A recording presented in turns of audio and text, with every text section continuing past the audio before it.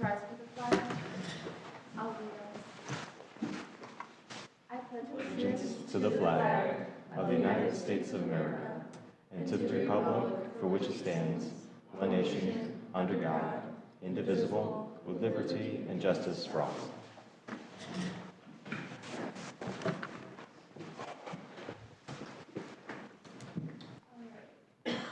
Roll call. Chris is absent. Leverkus is absent. Andy? Here.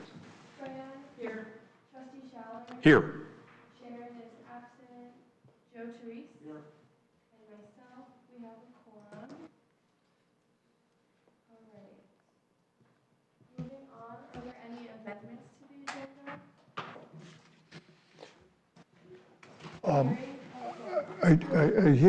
I had a question.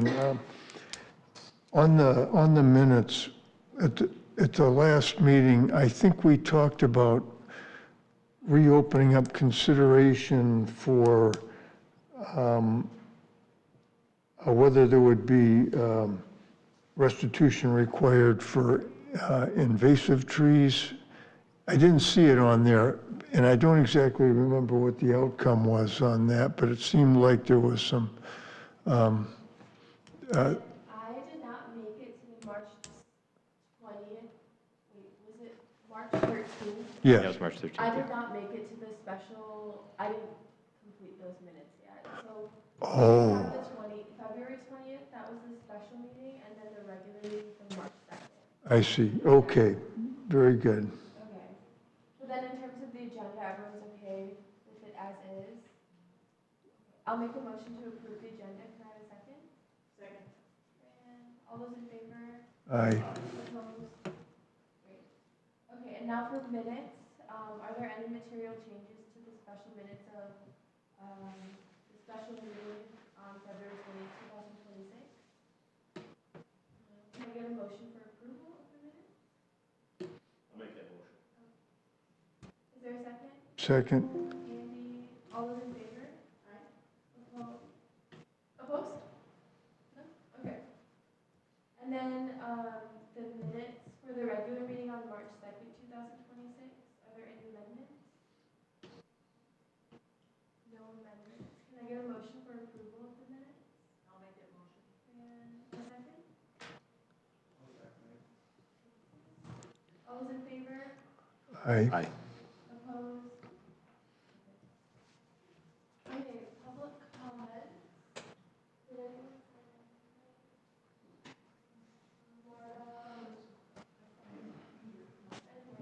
Okay, no public comments. All right. No public comments, and now we'll have the presentation by Glen.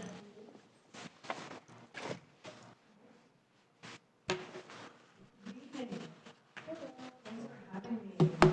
So just in a brief way of introducing myself, I spent 20 years working with Glen County, 10 years in municipal government, over 35 years in recycling, and I currently work for the battery network. We will get to a slide on batteries in just a moment. I brought a table of items that if anybody wants to take a look at and has a question about, let me know. Most of them are recyclable. Some of them are special recycling, and some of them need to go to landfill.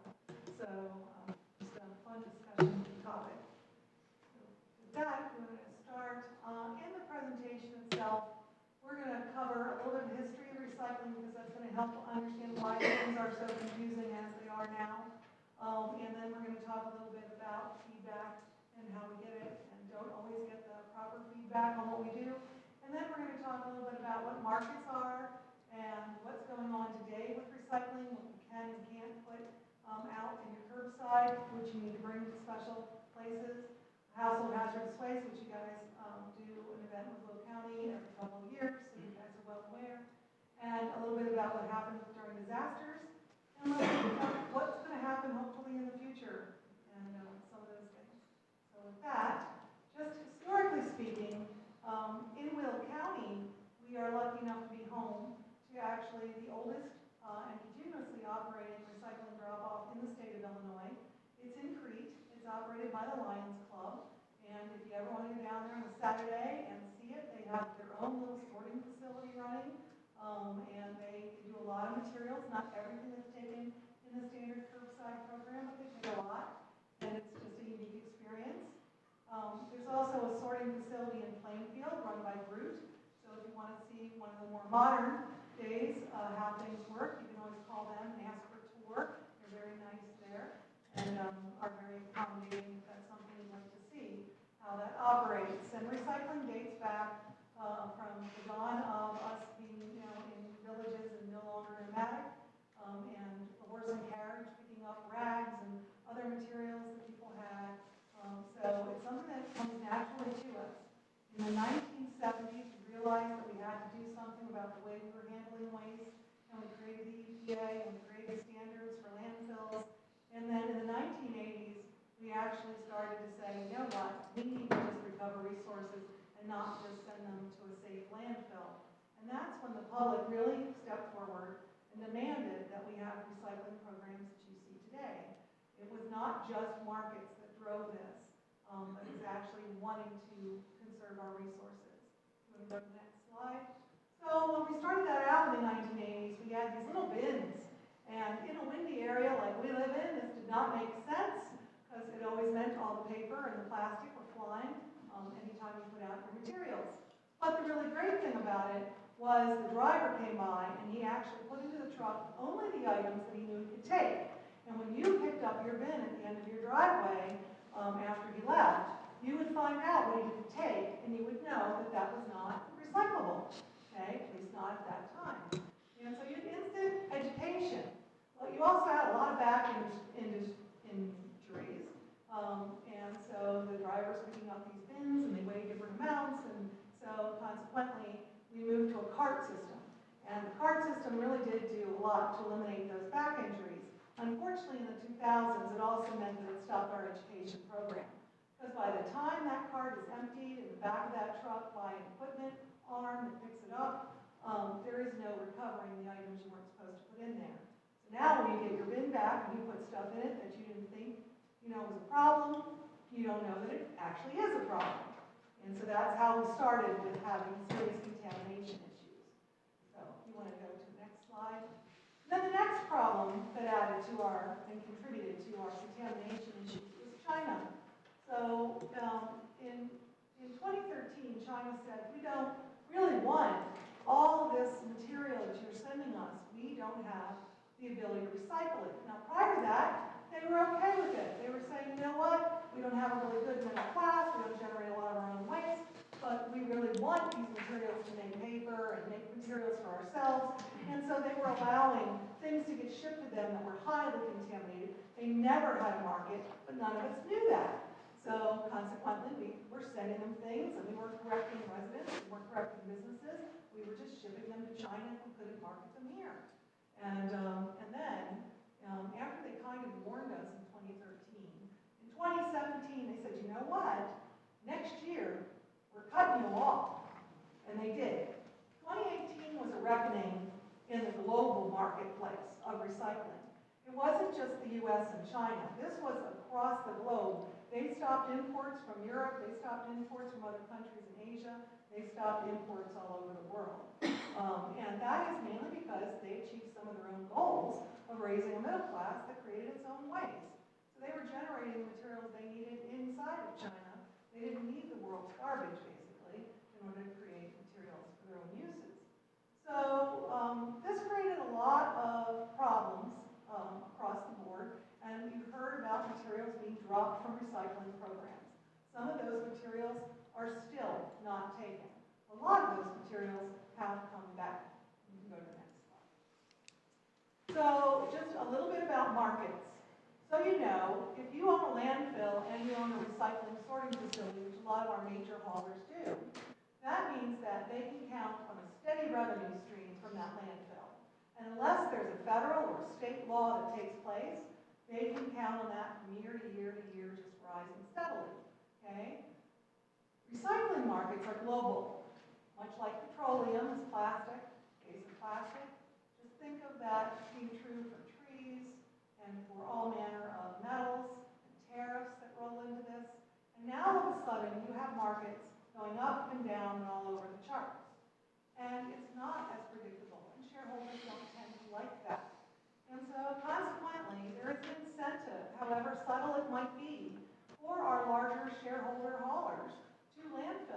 And that's often why you'll hear about controversies with glass. So glass is its own separate topic. So just to give you a sense, recycling has never been driven by markets. Recycling has always been driven by demand to make sure our resources come back to us. So this is just a little glance at the things that are on the recycling poster that was created by all of the counties, the sorting facilities across the state, and the EPA. And that is in need of an update at this point, but in 2018, when the crisis happened, we all got together and said we've got to come up with a base things that are recycled across the board. And so there are base paper items that are recycled across the board. Later on, we're going to talk about shredded paper not being one of those that's easily recycled in the curbside program. But for the most part, if it's paper, it's recyclable in your curbside program.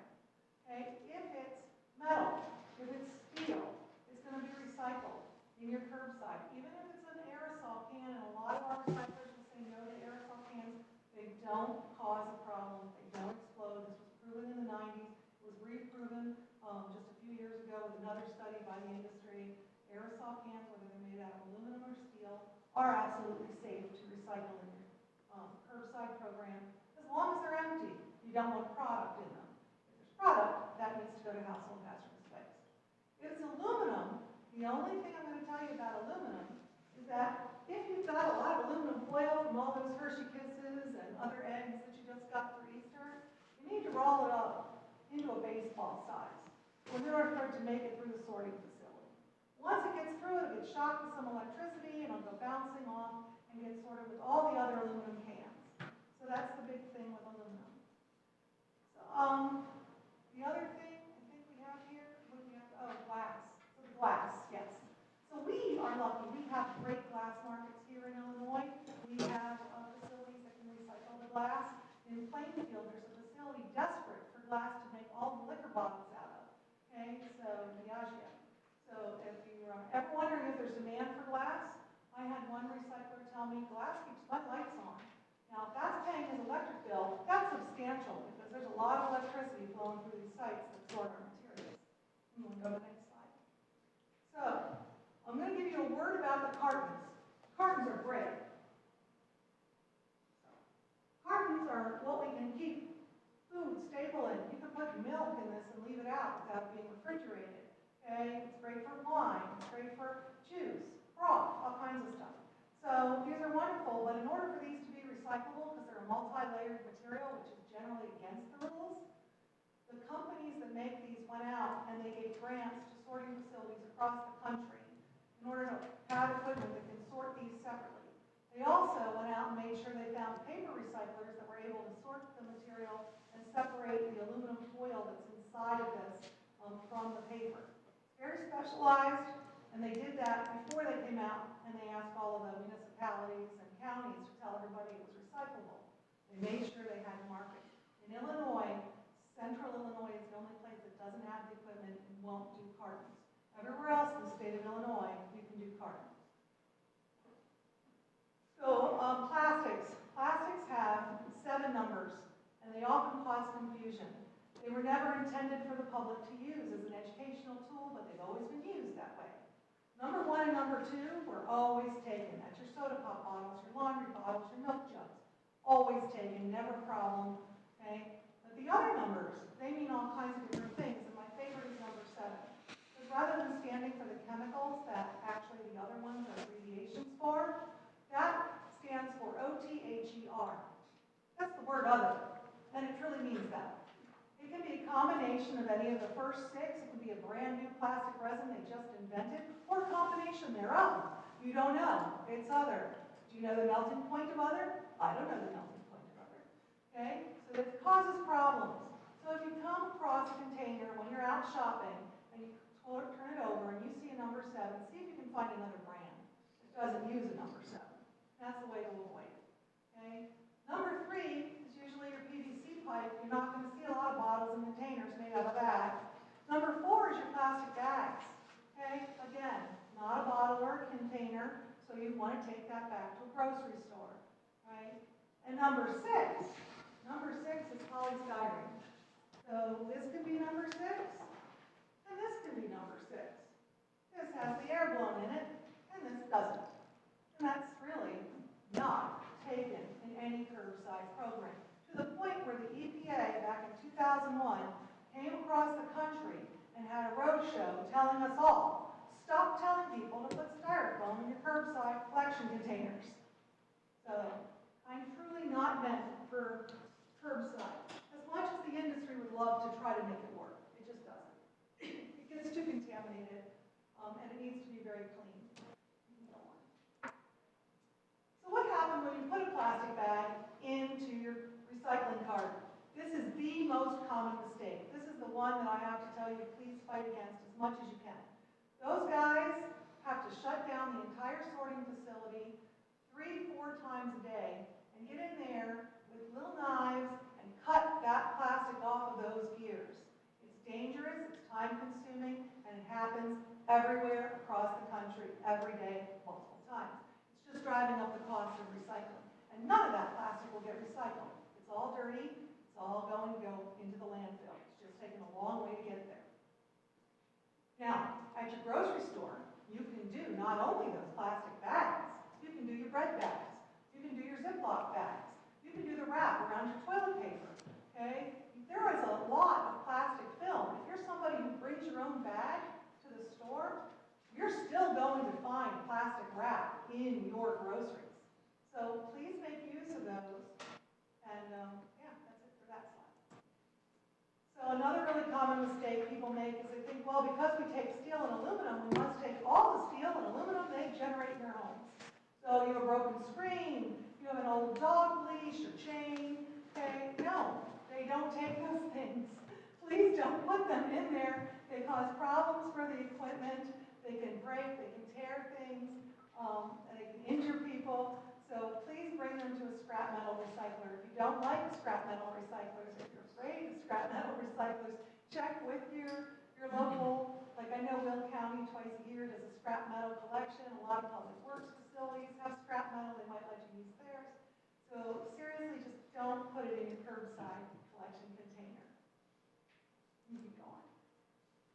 So electronics, my absolute favorite. Well, electronics recycling has been around for a long time. It was the very first, I think, or second extended producer responsibility bill that actually passed in our state legislature. It's not fully funded. It does require the local governments to have a share in how much it costs to take this material back. In this area, you have electronic recycling in Lockport twice a week, every week, Tuesdays and Fridays. And that's from 6 in the morning until 11. There's also 8 collection sites around the county every month that do it, and then there's occasional Saturday collection events. So there's a lot of opportunities in this area to make sure you're able to get your electronics to the recycling facilities. Never place them in the curbside cart. They will cause the same kind of problems that the scrap metal causes, and they have one additional issue. They might have a battery in them. And if it's the wrong kind of battery, that can start a fire.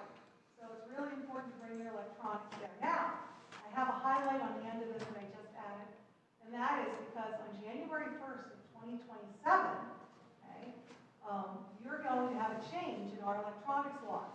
Up until this point, you can only bring residentially generated electronics to all of our recycling sites. In January, that opens up. Businesses, governments, schools, everybody can bring some electronics. There will be a limit on the number, of course, because they can't take a whole truckload, but they absolutely will be able to take television sets from hotels, okay? Just, yes, all of those things. It gets quite large.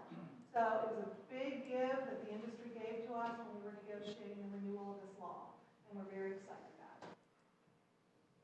So the next one is batteries, which of course is now my current favorite one because now I work for the Battery Network. And so under the new law, which is another extended producer responsibility law, the battery manufacturers fund entirely all the collection costs to take batteries, providing you a collection container. There is one of these over at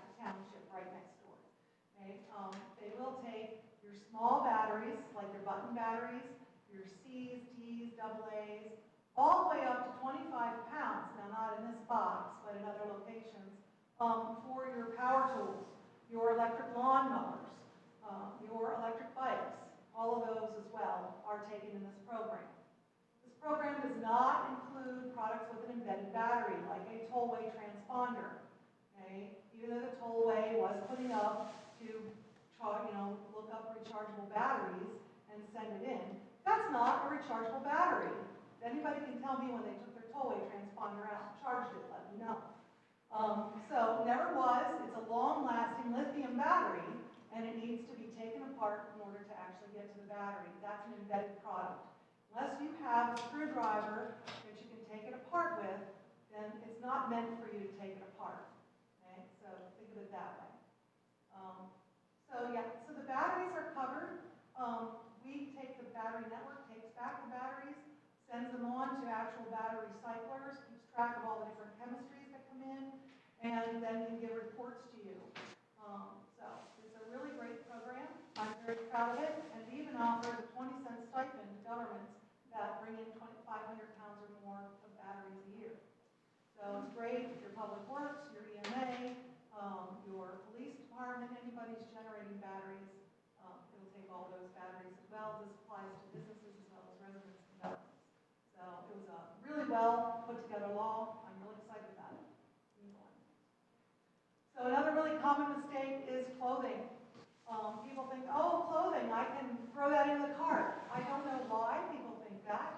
It is totally donatable, and it will be recycled if you cannot reuse it. And so maybe there's a miscommunication there when people hear that the clothes can be recycled. But for some reason, people will throw clothing into that cart, and it will tangle just like those plastic bags do. So yeah, it's definitely a problem. Please donate the clothes. Please do anything you can to promote donation of clothes when you're promoting recycling. And then another thing people will do is throw full containers or half full containers. Oh, the milk went bad. I'll just throw it in the recycling container. No, please don't. Empty it. Put it down the sink. Then put it in the recycling container. That's fine. But please do not put half full cans or full cans that went bad on the shelf into the recycling. Please empty the contents or send it to the landfill. Sharps. In Illinois, you have the opportunity to put sharps into a plastic jug and then tape that jug closed, label it sharps, and put it in your garbage. You want to do that so no Good Samaritan sees your laundry detergent bottle and thinks, oh, I'll put that in the recycling container. You don't want that. We are generating more sharps now than we ever have.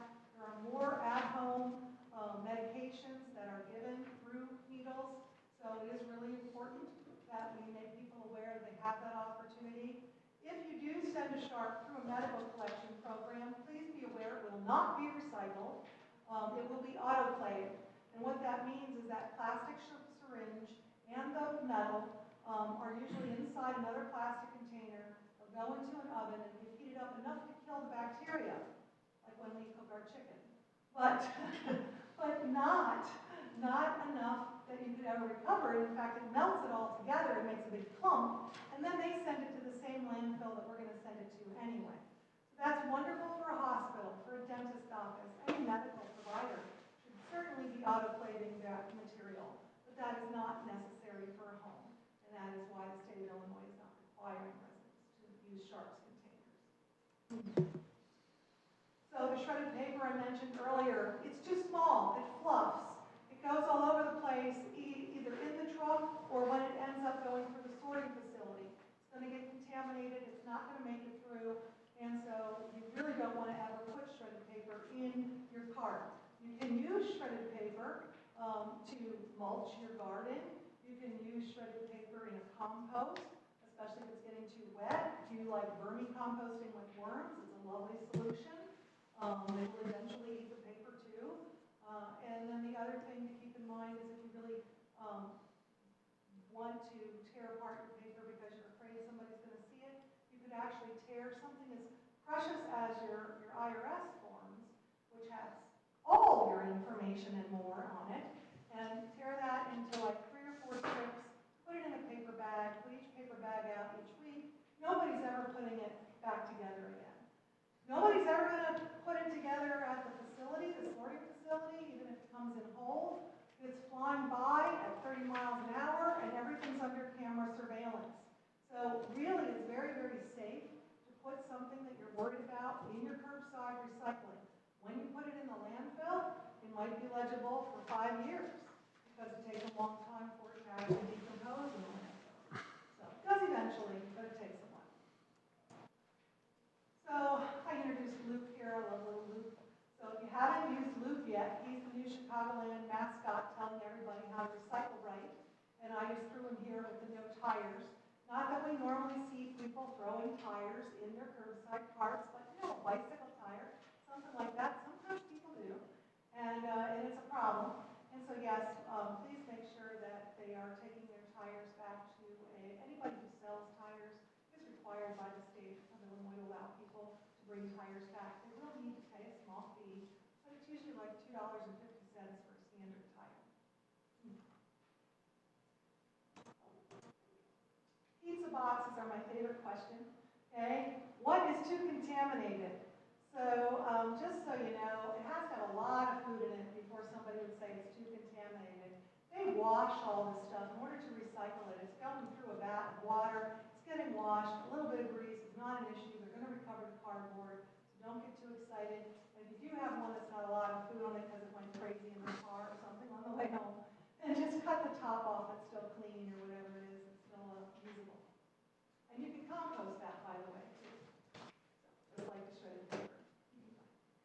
Okay, so this is exciting. This is changing. So, a few years ago, there was confusion over the little frozen food items that you buy and the glossiness and the thickness of them and how they're going into a freezer. And people thought, oh, we can't recycle them even though they're cardboard. That was never true. They have always been taken. That was not an issue. Okay? What is more difficult is actually the ice cream cartons. Okay? So, there are mills, paper mills right now, that are taking ice cream cartons. And that's why I have a dashed X on there, because that is changing.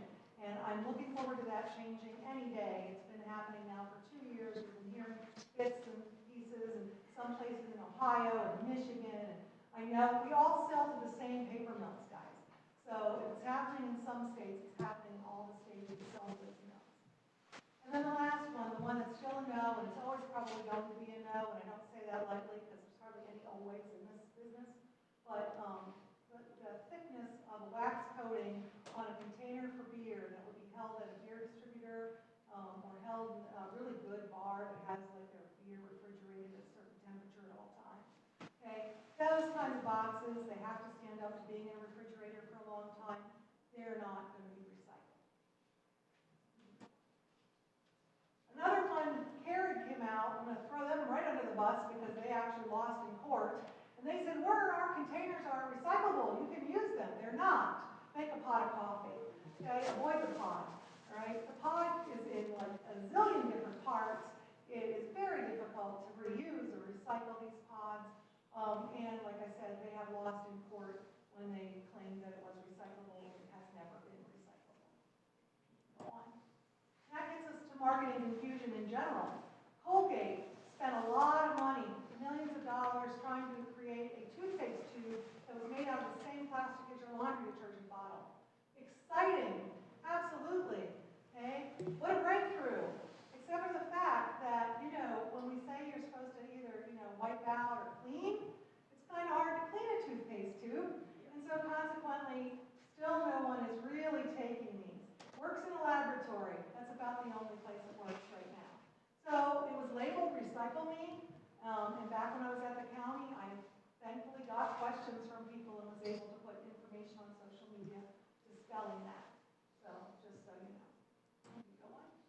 So another thing that is very exciting that's actually happening is paper and plastic cups, and that's why I have little Luke again, because he put a big announcement out just a little while ago saying he wants all your paper and plastic cups.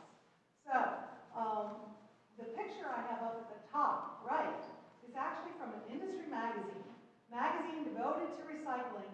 They use this picture to talk about how paper cups are now being recycled. What's wrong with that picture? The lids. The The lids are shown on all the cups. Lids are not paper, they're plastic, and they're not taken, no one wants them.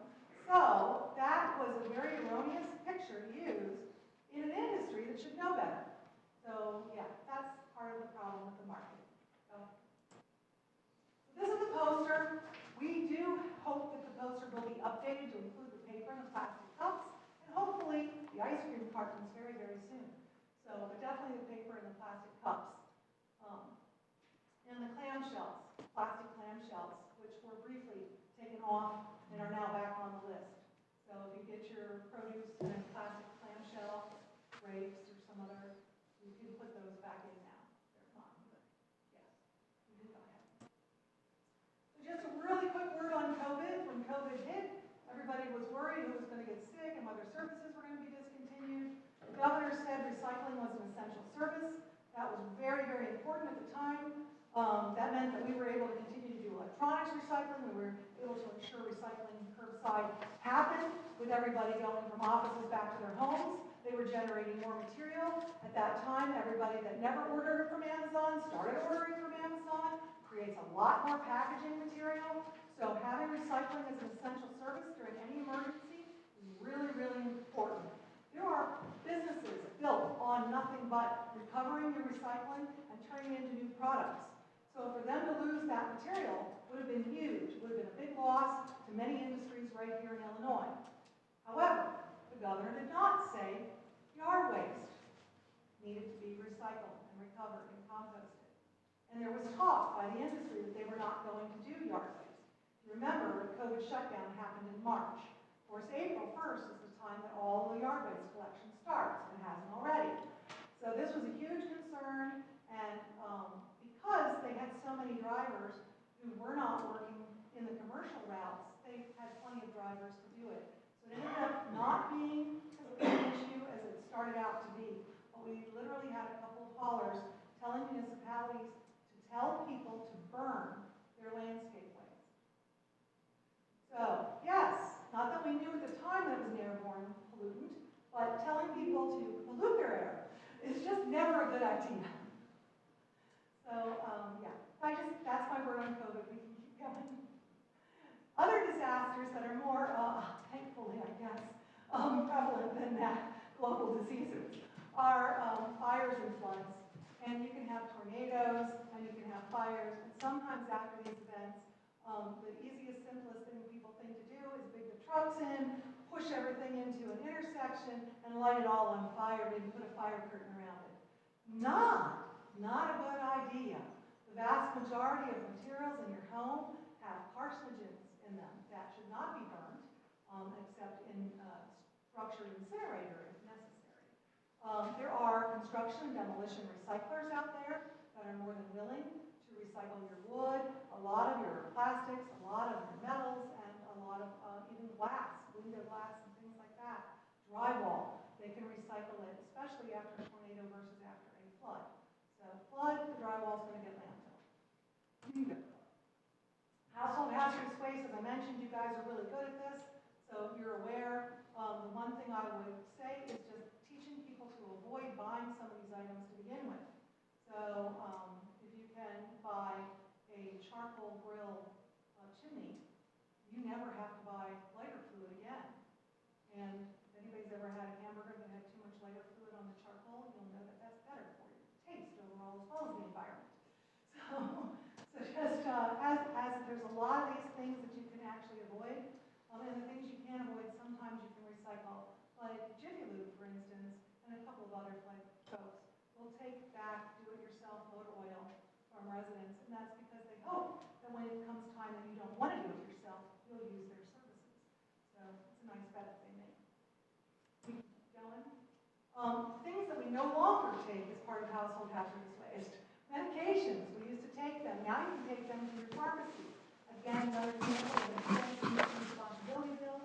The pharmaceutical manufacturers fund the full cost of these collection programs, which are at select pharmacies all over Illinois. So please take your medications back there. Don't flush them, which was for many years the direction, because it will harm the aquatic life. There's been no connection made to any human problems, but there has been connections made to aquatic life. Motor oil, when you're changing your own motor oil, also remember to do your oil filter. Bring that to household hazardous waste collection or to the Jiffy Lube or wherever you want to take it, so that you make sure you're collecting that, because it can have a large amount of oil still trapped in the filter. And paint, another example of an extended producer responsibility bill. Did I mention extended producer responsibility? You guys? Okay. So this went into effect finally December 1st of last year, and now there are paint collections at many Sherwin-Williams and a lot of other places, and if you do go through the household hazardous waste collection, they are supposed to be taking latex paint in statewide now, not just in Will County, and Will County's done it, and all of that is being paid for by the paint manufacturers. So, and it's paid for whenever you buy a gallon of paint, so don't think you're not contributing. You are, but it's just built right into the price of the paint. And cylinders are something that's being worked on. If somebody's, comes to us and they have a helium cylinder or something like that, the best thing to do is take it back to wherever you got it. A lot of people that are on home health care situations might have oxygen cylinders, things like that. Please try to find wherever it was rented from. In all honesty, a lot of times it's rented. So if somebody does pass away, that's their first line of defense for their relatives, is to actually go to wherever the rental company is to get that returned. So we don't take them as part of household hazardous waste, nor are they taken in the statewide program. There is a cost they be doing an EPR bill for those as well. Fire extinguishers, we added those a few years ago in Will County. They are taken back at select locations year-round, and they're also now taken at our household hazardous waste collection events. They're taken at the regional site in Naperville. The EPA jumped up finally and started doing fire extinguishers in 2022. So that's how you get rid of those. Repair cafes. Joliet Junior College runs 2 of these a year. They're very popular, and it's a great way to reuse. Reuse is some of the hardest for people to do. Repairs can be expensive. It can be cheaper to buy something brand new than to go have it fixed. And these repair cafes are often run by people that are willing to volunteer their expertise, whether it's to sew something, or it's to repair furniture, or repair a bicycle. There's a lot of different items that get repaired at these. If you've never been to one, I urge you to go, and certainly promote the Joliet Junior College one, which is held just next door in Romeoville. And then the consumer refill law, this passed a few years ago, and basically, while you may have already been able to take your big water jug back to the store and get that refilled, you probably didn't know you'd go to the deli with a glass container and just have that actually filled with the meat instead of getting it on that styrofoam tray. So just something to think about. If you're really smart when you go out to eat, you'll bring a container with you, because they usually give you far too much at restaurants, and you'll have some to take home, and instead of asking for their styrofoam container, you can bring it in your own container. But you can go buy things, even someplace like Sam's Club that has refills for their drinks will let you use your own container for those refills. The only exception I know to that is Wendy's. They keep blaming the health code, but it's actually not the health code. It's just corporate policy that they won't take a container back over their counter, and they don't put the refill station out in the public area. So, but other than that, most places will allow you to refill your own cup. And so, looking to the future, I think that things are just going to keep getting better. I'm very excited, as I mentioned, about the battery law, which I think is one of our best extended producer responsibility laws, and hopefully sets an example for coming back maybe to make the other one stronger in electronics. So there's not so much cost being borne by the counties and the cities that do electronics, sadly. But I think there's a lot of hope with the refill law. There's efforts being made to do away with styrofoam takeout containers and switch to compostable containers. Compostable containers are come down in price so much that they're almost completely competitive with foam at this point. And you can go on. And so the circular economy, instead of the cradle to grave idea, with the grave being a landfill or incinerator, this circular economy of bringing things back is really starting to take hold in more and more ways. And I hope that that trend will continue. So hope for what's going on. There's a lot more opportunities for us to address things like mattresses and other items that are out there that are really recyclable. So I think you'll see more of that happening in the future. And with that, I think that's yeah. Do you have any questions?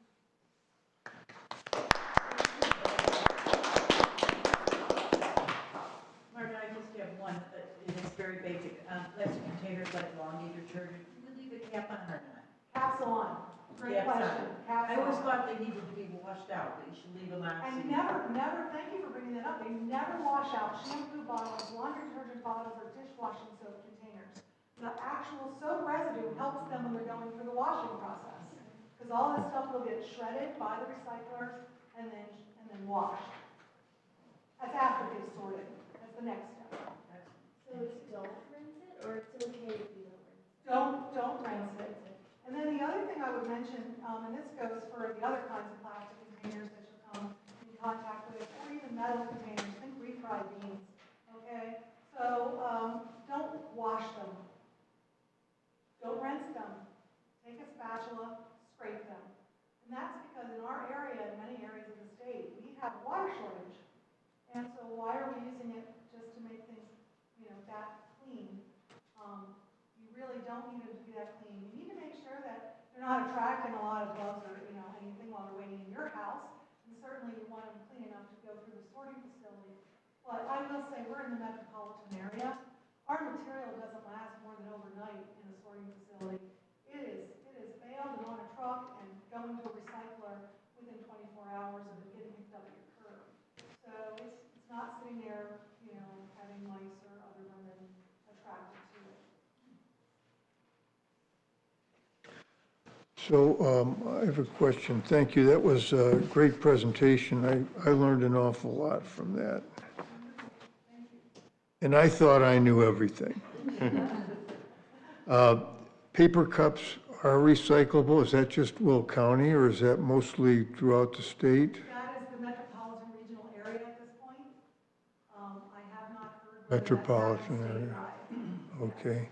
And the aerosol cans, is that metro area, or is, The aerosol cans are national. The aerosol cans are, they were proven in the 1990s in 3 different areas, including in Plainfield, Illinois, that they were safe to sort without causing explosions and all the things people were worried about.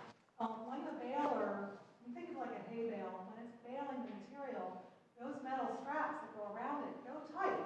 They have to, and there's a lot of them to keep everything in place. So it can hit a can on the side, and it can squish it, and if, it has pressure in it, it might make a little pop noise. It won't even break the baling wire. It's not going to do anything. And that's the controversy. I will give the sorting facilities as much credit as I can here. A few years ago, they started experiencing a lot more fires, thanks to lithium batteries. Okay? And so, because they were experiencing more fires, their insurance companies were saying, what can you do to prevent fires? And the aerosol cans became a target. They're like, oh, that could be causing a fire. No, there's never been a fire attributed to an aerosol can.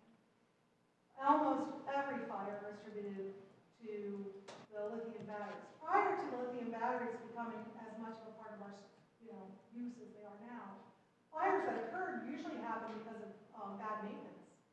There's a lot of dust buildup, as you can imagine, from all the paper. So it's very difficult to go through one of these sorting facilities without being able to write your name on the handrails and everything else.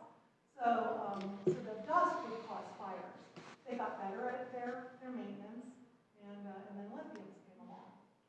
But it was never attributed to the aerosol. so I've been recycling office paper separately because I assume that high-quality paper would get ruined if you threw it in the bin. It might get contaminated and stuff like that. Am I wasting my time trying to, I hate to tell anybody that they're wasting their time, but you're probably doing more than you need to. The paper bales today are different than they were 15 years ago. Think about newspapers, how many newspapers we used to get, how many daily papers have gone to weekly papers, right?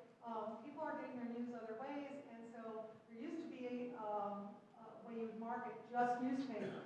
Now they mix all the paper together and then they sort, with the cardboard being the big exception. Cardboard gets marketed separately. But yeah, the other paper will get marketed together and then they'll do additional sorting. But yeah, your office paper versus notebook paper versus a paperback book, that can all go together. Okay, and the battery recycling program that you were talking about, that starts January 1st? That did. It started January 1st for all batteries. So the law will ban alkaline batteries from landfills starting January 1st of 2028. However, the law said as of January 1st this year that the battery network must collect all batteries that are covered by the law.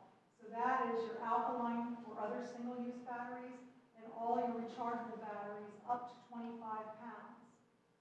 It also includes damaged, defective batteries, which you can, by appointment, go to Shorewood with those if you have a damaged or defective battery, or you can take it to the regional household hazardous waste site in Naperville. So a damaged battery could be one that's puffy, okay? It could be one that you notice is heating up, and so you unplug it or take it away from whatever, but it's gotten extraordinarily hot and it seems dangerous. That would be a damaged, defective battery. If somebody punctured it, I used to get calls all the time, people would be taking apart their computer, and they wouldn't want those electronic recyclers getting what's on the motherboard, and so they'd be taking the screwdriver to it, even though these guys are certified and they absolutely will erase or recycle everything, and you're safe. And so they might accidentally puncture or dent a battery inside those computers. That would be a damaged battery. So that's where you want to go to the regional household hazardous waste sites, or like I said, you can make an appointment in Shorewood with 18 recyclers, which is working with Will County to provide that service. If we get stumped, can we email you even though you switched job and ask you a question? Sure. Nominal fee. Great, thank you.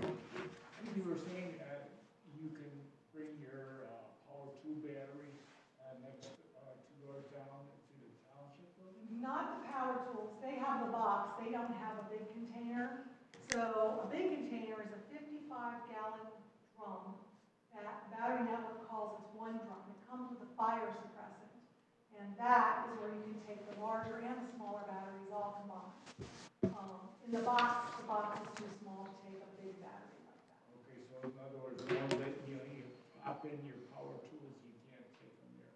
No, however, Lowe's is taking the large batteries as well as the regional household hazardous waste Lowe's site. will do it? So you do have Lowe's Okay. really close to here. Yeah, you would think Home Depot, Menards, all of... Home Depot is talking to us about moving up to that. Right now, they still have the smaller batteries only, but there's possibly as early as July, we might start seeing Home Depots be able to take back all of the batteries. Menards still isn't doing batteries for the public. They do internal batteries through us. Thank you. Yeah. You know, I still got a lot of those VHS tapes. Those are, anybody taking those? There is a company in California that you can mail them to at your expense. TerraCycle? It's not TerraCycle, although TerraCycle might do a program. I'm not aware of TerraCycle's program, but I do know California has a program. The other thing I've told people is if you're willing to remove the film, then you can actually give the empty container to an electronics recycler. But you have to show them that you took the film out. And that's because just like the operations at a sorting facility, the electronics will go through a sorting facility, and that film will get caught on their equipment as well. It doesn't just shred easily. And so that's why they can't take the film. Okay, But they can take the case and recycle the case if you've taken the film out. thank you. I know it's a lot. And it's always changing and it's always evolving. And so, yeah, I just, but even if you just stick with the basics, like on a poster, you're recovering the vast majority of things that we generate as waste. Who's taking over for you over there? They have named Brianna, who was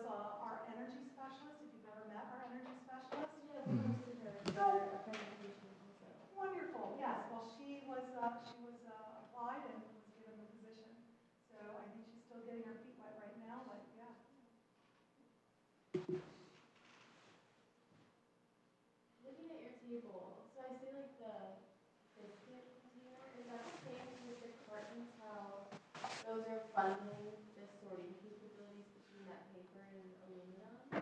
So no, this would be one of my, this needs to go to landfill things. So back when my kids were little, we would have the little Cinnabons, okay, every so often.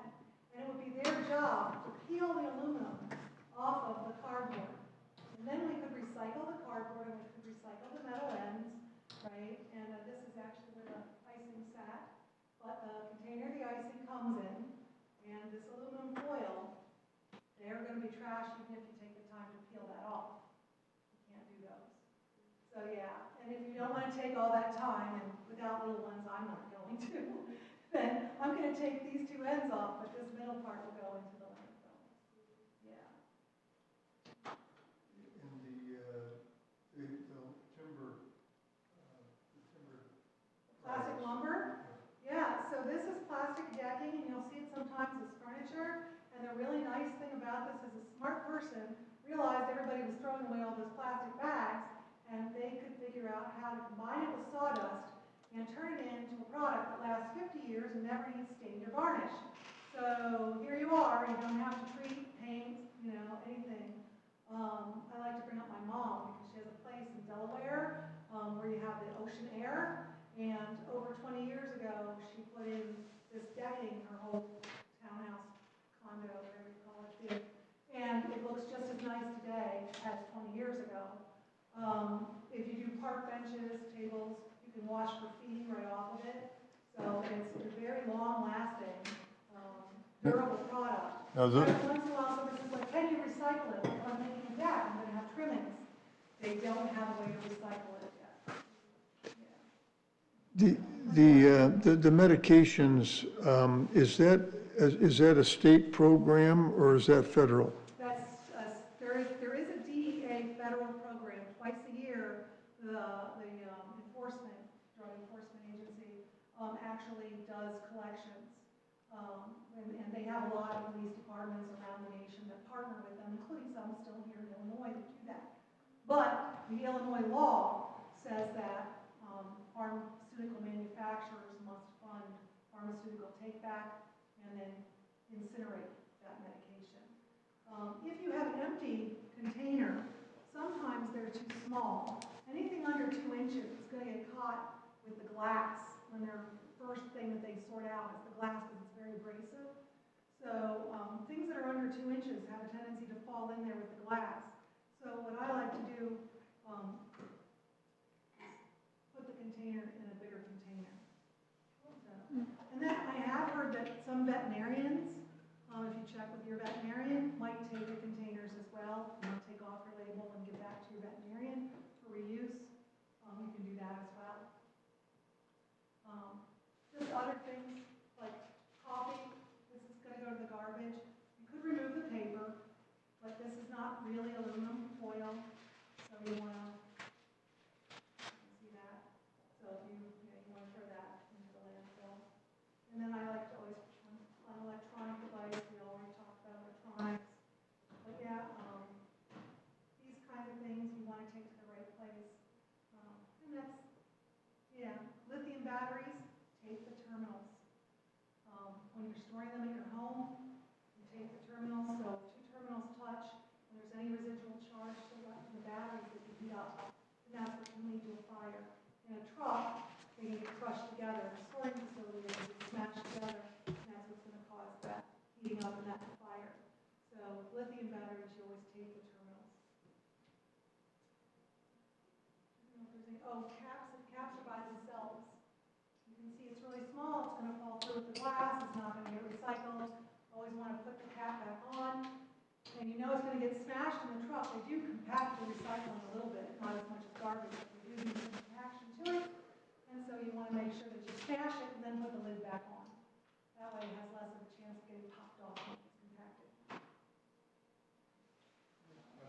Yes? So it looks like all these products, they passed it on to the consumer.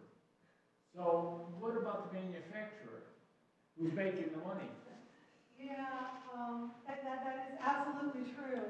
And every time they come up with a way to recycle something and they think they've solved it, the marketing department and the folks who make things come up with a new product that refutes everything you've just done. And they start telling us that the consumer demanded it. And the consumer didn't demand it. Maybe it does catch the consumer's eye because they came up with a new package, but it's not because we demanded it because it was an environmental thing that we demanded. So it is really important to write to the stores, to write to your legislators and tell them that they really do need to hold them accountable. Europe's been doing this for many, many more years than we have, and they actually will charge a manufacturer for making a product it can't recycle, so they pay a tax. I'm not going to say that would ever be popular here, but it's how they do it in Europe.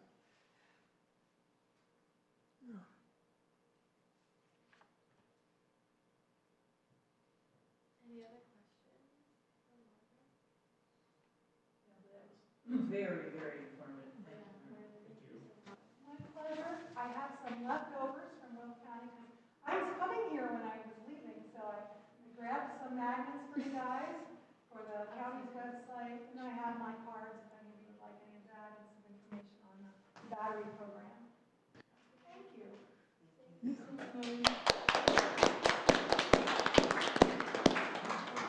Taylor, is that, can we get that, the slides from that?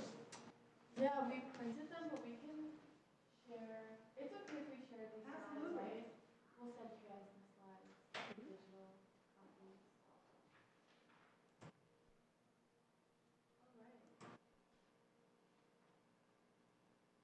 Well, we do have a few other items we want you to stay. I was going to say, did you want me to pack up my table, or did you want to? Do you guys want to get Grab some like stuff, photos yeah. with magnets or anything really quick? Yeah, okay. Thank you. Oh, no, it's my pleasure.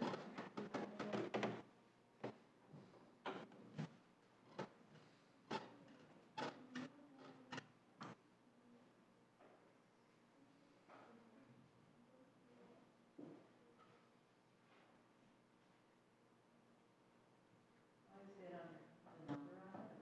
Yeah, this is an example.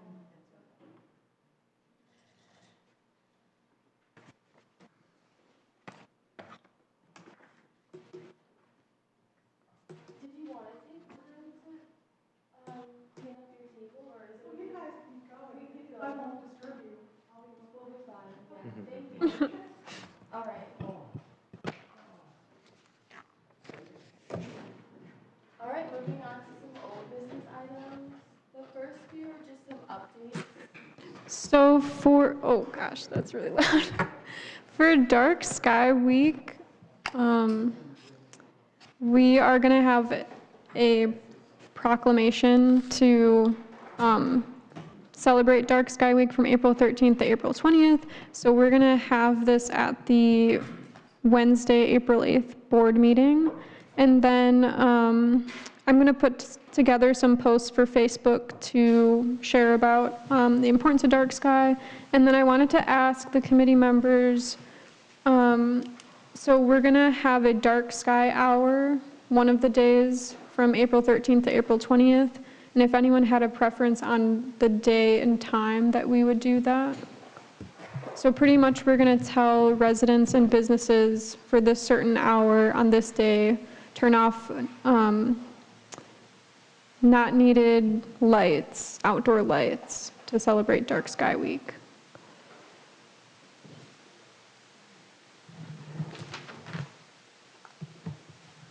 And it wouldn't be something. Late, because they might go to better, maybe like 8 to 9. Yeah. Even 9 to 10 is pretty good better. And then would we prefer like a weekday, the 13th through the 17th? I'm not sure if there's a...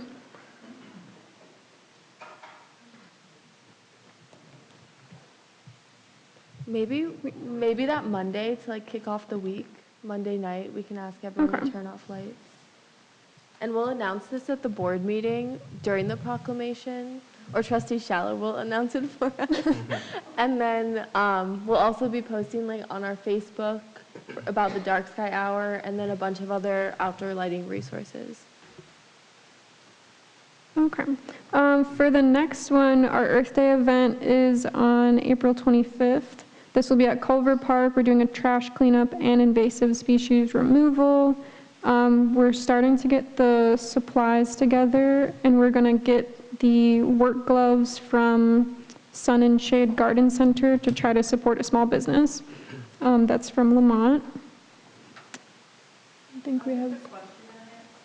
The Earth Day event and the Duke Shooting event aren't on the village calendar, and they weren't in an email that went out last week that had a lot of village events on it. Great email, but those two weren't on there. Oh, did they already go into May also, or could it have just been for like early March or April? No, they covered that time period. Okay, we'll double check with Amy and get that out there too. I didn't know if you didn't think it was big enough for that, especially the Earth Day cleanup, but Hmm. next to put it on there, so people usually know we have it. I think, I did make an yeah. announcement at the women's club, to hopefully we'll get a few, people. Yeah, great. We do have, we're starting to get a list of attendees. I think we have at least 15 or 20 people signed up. Yeah. So we are keeping track of who's coming. Teenagers can get community hours, right? Yeah. Mhm. Okay. And then for the big tree contest, our upcoming deadline is May 1st, and I wanted to share something new that I thought of for this year. So I was thinking of having a new category for kids and teens. And so I made a new application that is kind of more accessible to kids. You can find it in your packet, but it pretty much just shows kids like how to measure the trees, and then has some spaces for them to like write about the trees. And I was thinking for this that it could be its own separate category, so we could like kind of start a new list of big trees, but from kids and teens. I love that idea. Okay. I like that. I used to have students come with me prior to COVID, I would take, when they would get community service hours too, for them. So, it kind of ended with COVID. Would you promote this to schools? How would we get the word out? Yeah, I'm planning to like go to the schools and give them the flyers and maybe email it to like the principals or science teachers. Yeah. Okay, and then we have a new collaboration with Will County Green where we're having a rain barrel sale. The pickup will be at our Kite Fest. So the deadline for this is May 4th, and through Will County Green, you can buy rain barrels, composters, and then accessories for the rain barrels. And so the deadline to order is May 4th, and then we'll have a time during Kite Fest, people will be able to pick up those rain barrels. And then we have the kids seedling event. We're also gathering supplies for that. We ordered the milkweed seeds. We have the packets for the seeds. You can have a big variety, right? Yes, I will definitely, there was And one year I didn't get enough. I will provide the pea pots, just kidding. Okay. I already have like Yeah. 200 left from other years, but. We'll do the same mix of like veggies and herbs and So, we'll supply markers, marking pens, plant markers, and pea pots, perfect. And we'll coordinate that. and a lot of volunteers. Thank you. So do you want, are all the annuals pulled out and the perennials left in them again? Or pull them all out? What do you think? I don't know, we could probably thin out some of the perennials if you guys want more space to Yeah, I think there's a lot of stuff that keeps popping up and it's It's just raised taking beds, over. yeah, we had to clean that up quite a bit last year Yeah. before the kids even started. Mhm. Yeah, I was wondering if you just want the perennials out of there and then just do all annuals. Your herbs. I like the chives, I like. Okay, I got those are good. Yeah, leave the chives maybe and then everything else. Okay. Yeah, we'll clean There's it like up. butterfly weed and stuff that pops up in there too, which is nice. I just don't know what it is until it starts I know. flowering. I'm like, is this a weed? I don't know. Thank you. Yeah. And then I think that's all we had for our events update. Oh, one more thing. So we're going to start small scale recycling at our events, and we're going to start with, I believe Kite Fest is going to be the first event that we're going to have, I think, like 2 recycling bins, just to start off small and make sure that things are getting recycled during events. Great, thank you. That's all we have. So, Chris, if you want to take over. Yeah, thank you, Chair. So, everybody, we left off on March 13th. We took everybody's input. We got the consensus on nearly all the aspects that we've been, going over these past few times. I redrafted the text amendment, and that's included in everybody's packet. There's a red line version, and then there was the clean version. The red line version was the only one that was printed off, so we, didn't go through a ton of trees. I kind of had hoped tonight that we would have had a full roster with all the committee members, and that we would have been able to make a recommendation to the village board for the ordinance. Taylor, do you know does the Environment Committee ever make recommendations directly to the village board? Or is this more just like informal, do you know? It's more informal, it's not like That's the what I thought. plan commission where it's an Yeah. official recommendation. Mhm. Um, Okay, so, I guess I was hoping that, we'd be able to get like the blessing today, but since we're missing 3 members, we do have, the village arborist here, so thanks, Jen, for coming here tonight, to, ask any questions of Jen, while she's here. I guess, kind of, before I kind of get into the packet here, I'd like to go to guide the discussion to kind of keep us on track, and then we can just kind of go freestyle from there. But just to kind of give you a preliminary level before we dive in, we have the 10 tree lists that we looked at, or Dana also looked at, that were included in the packet. I'd like to talk about and finally put the mitigation and restitution amount to bed, if we can. I think that we need to come up with a penalty for tree removal without permits. And I think that we need to come up with a penalty if their trees are removed and the stumps are removed, which I've seen happen from time to time, which is, how do we penalize somebody if the stumps are all gone? And then I'd like to get any comments about the draft ordinance. I was kind of optimistic that we'd be able to bring this to the board on Earth Day and on April 22nd for adoption, but, again, we don't have 3 members here, so I don't know. Before we jump into it, are there any general thoughts about, making a recommendation today, or are we going to bump this to the next meeting to have the other I think it's members? important to have the rest of the members here. Okay. I don't think it's right to be making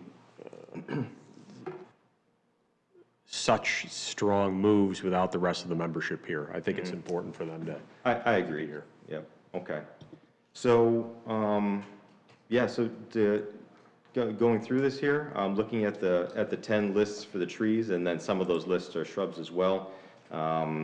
These lists are based off of the Morton Arboretum's lists.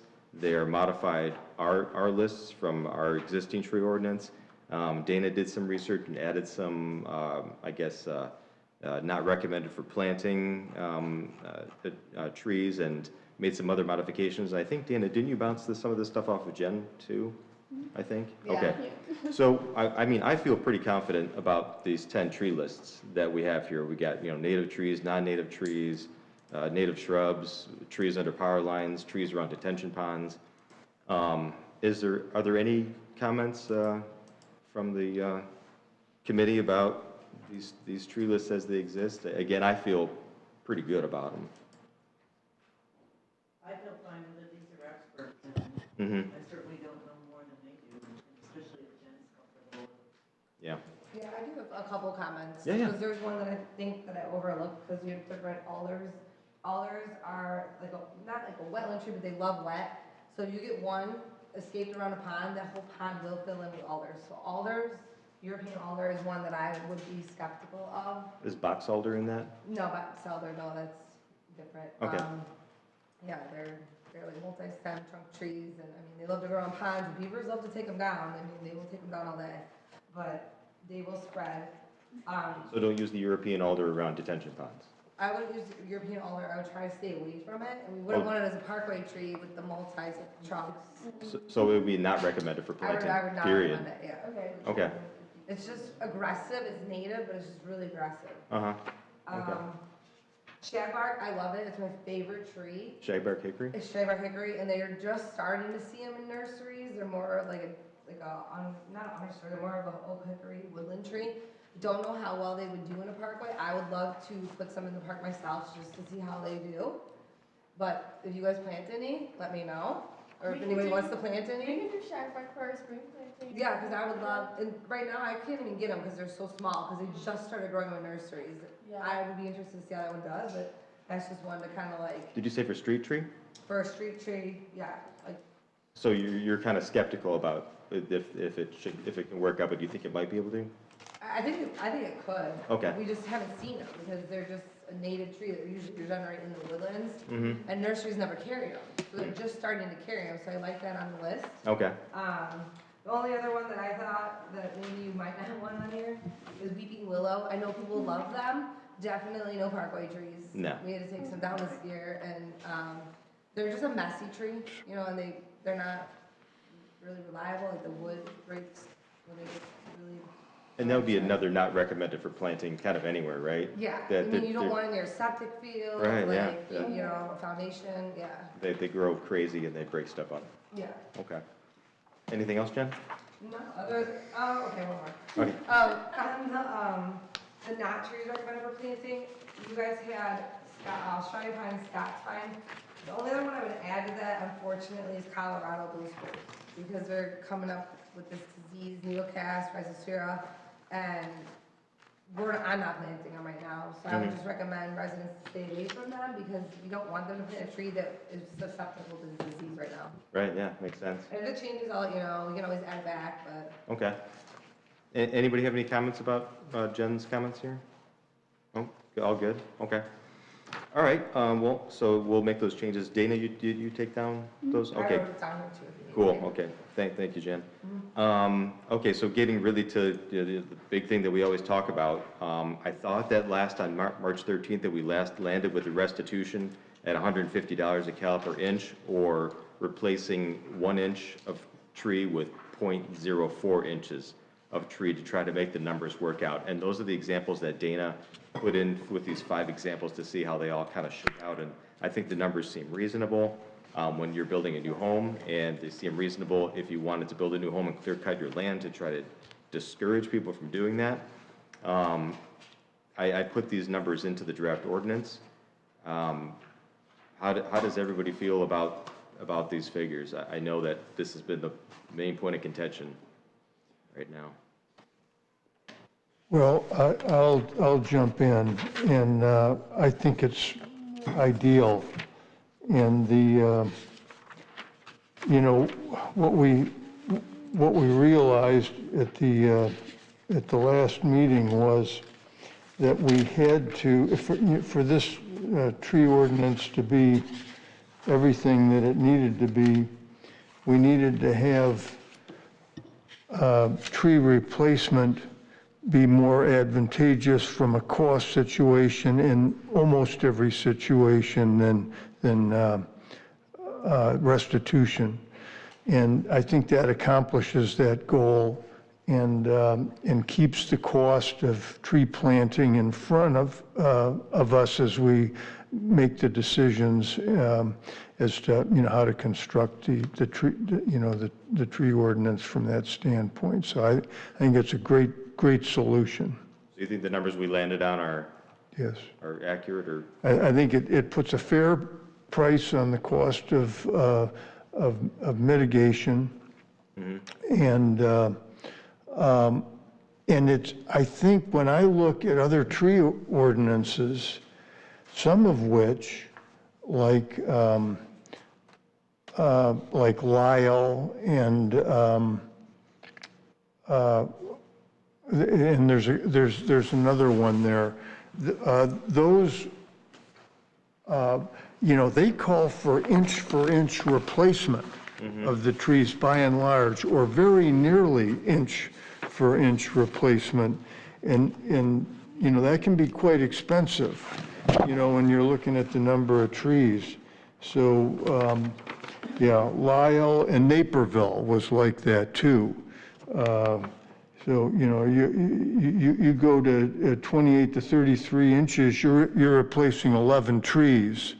When you're getting up into the heritage tree bracket. So I think, from a standpoint of not wanting to be an outlier, I think we meet that kind of test on this. I think the only area where we might raise some eyebrows is, you had a couple of scenarios that you fabricated where we got into some pretty big numbers. But if you, on all your examples, one of them was example D on the last go around, and another one I think we got into some pretty big numbers. I think it was D and E. D and E, right? And those ones is if they clear cut the entire lot. Yes. Right. Yeah. So in that case, if eyebrows are raised, we might consider a cap. Like even if it was $7,500 a half acre, if somebody decided to clear cut 2 acres that had a ton of trees on them, they'd never pay more than $15,000 an acre, for that. Something like that could be kind of an insurance policy that we don't get back into the Dunkin' Donuts situation again, But other than that, I think it's a very competitive, it's still a little bit more than, places like, Park Forest, but it's not, there's others that are more expensive. And if Mr. Pasquinelli was here today, then he might say that might be more legally defensible. Yeah. That it's not being an outlier. Right. Okay, so, and you brought up the cap for per acre. So Dana brought up here example D. This is exactly 1 acre lot. The restitution is $44,700. Should the cap be 30 grand, 20 grand? I mean, if, no cap? Well, yeah. Yeah, just for my opinion, I would say no cap. Yeah, I mean, that would be, Yeah, that's just my opinion, no cap. okay. Mr. Therese? I have a question, just for your thoughts. So we want to promote planting over restitution whenever possible.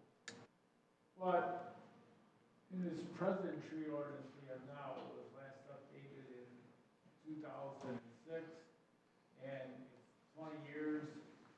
So what happened, right now for promoting tree planting over restitution, as time goes by and the price of trees go up and up, in 20 years or less, it's going to be more advantageous of, paying the restitution. So what are your thoughts on that? Well, yeah, then we just come back and amend those dollar amounts over time to reflect the, current market conditions. Should there be an automatic, Oh, I think that, every so many years?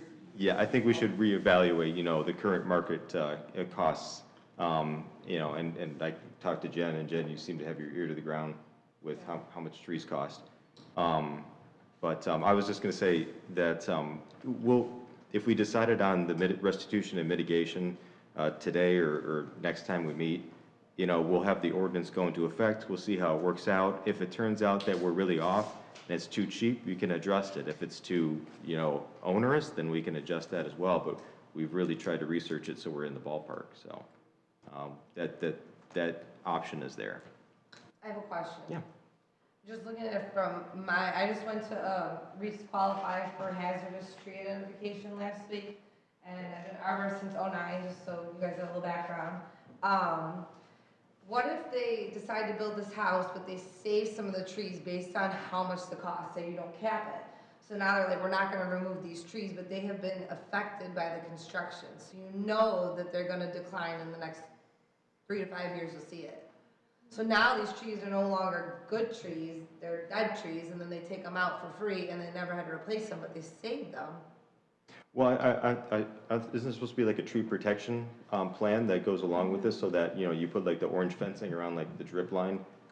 Yeah, if they do the Right. drip line, most people will do just around like 3 feet around the tree. And Yeah, then those yeah. roots are compacted or torn up. I mean, even when we replace sidewalks, 2 feet to the tree, that tree's almost gone, you know? Right, so I think that for our public tree ordinance, we had it go 3 feet beyond the drip line, I Yeah. believe, is where the fencing should be. So I mean, for any trees that are supposed to be preserved for the new house being constructed, they would have to, you know, put up that barrier. fencing. We'd have to go out and verify it, and, you Okay. know. So if they were in that or they're gonna be impacted, then they would be like, yes, they're coming down. Right, yeah, yeah, so. Can we catch that on our review if we see a tree with like the critical root zone that's definitely Okay. being impacted? Like for the Duncan project, we had to tell them that they can't preserve these trees because it's too close. Okay. So we'll So just you're make that monitoring note it? and we'll catch them. Okay. Yeah. Yeah, so we can draft the ordinance as best as we can.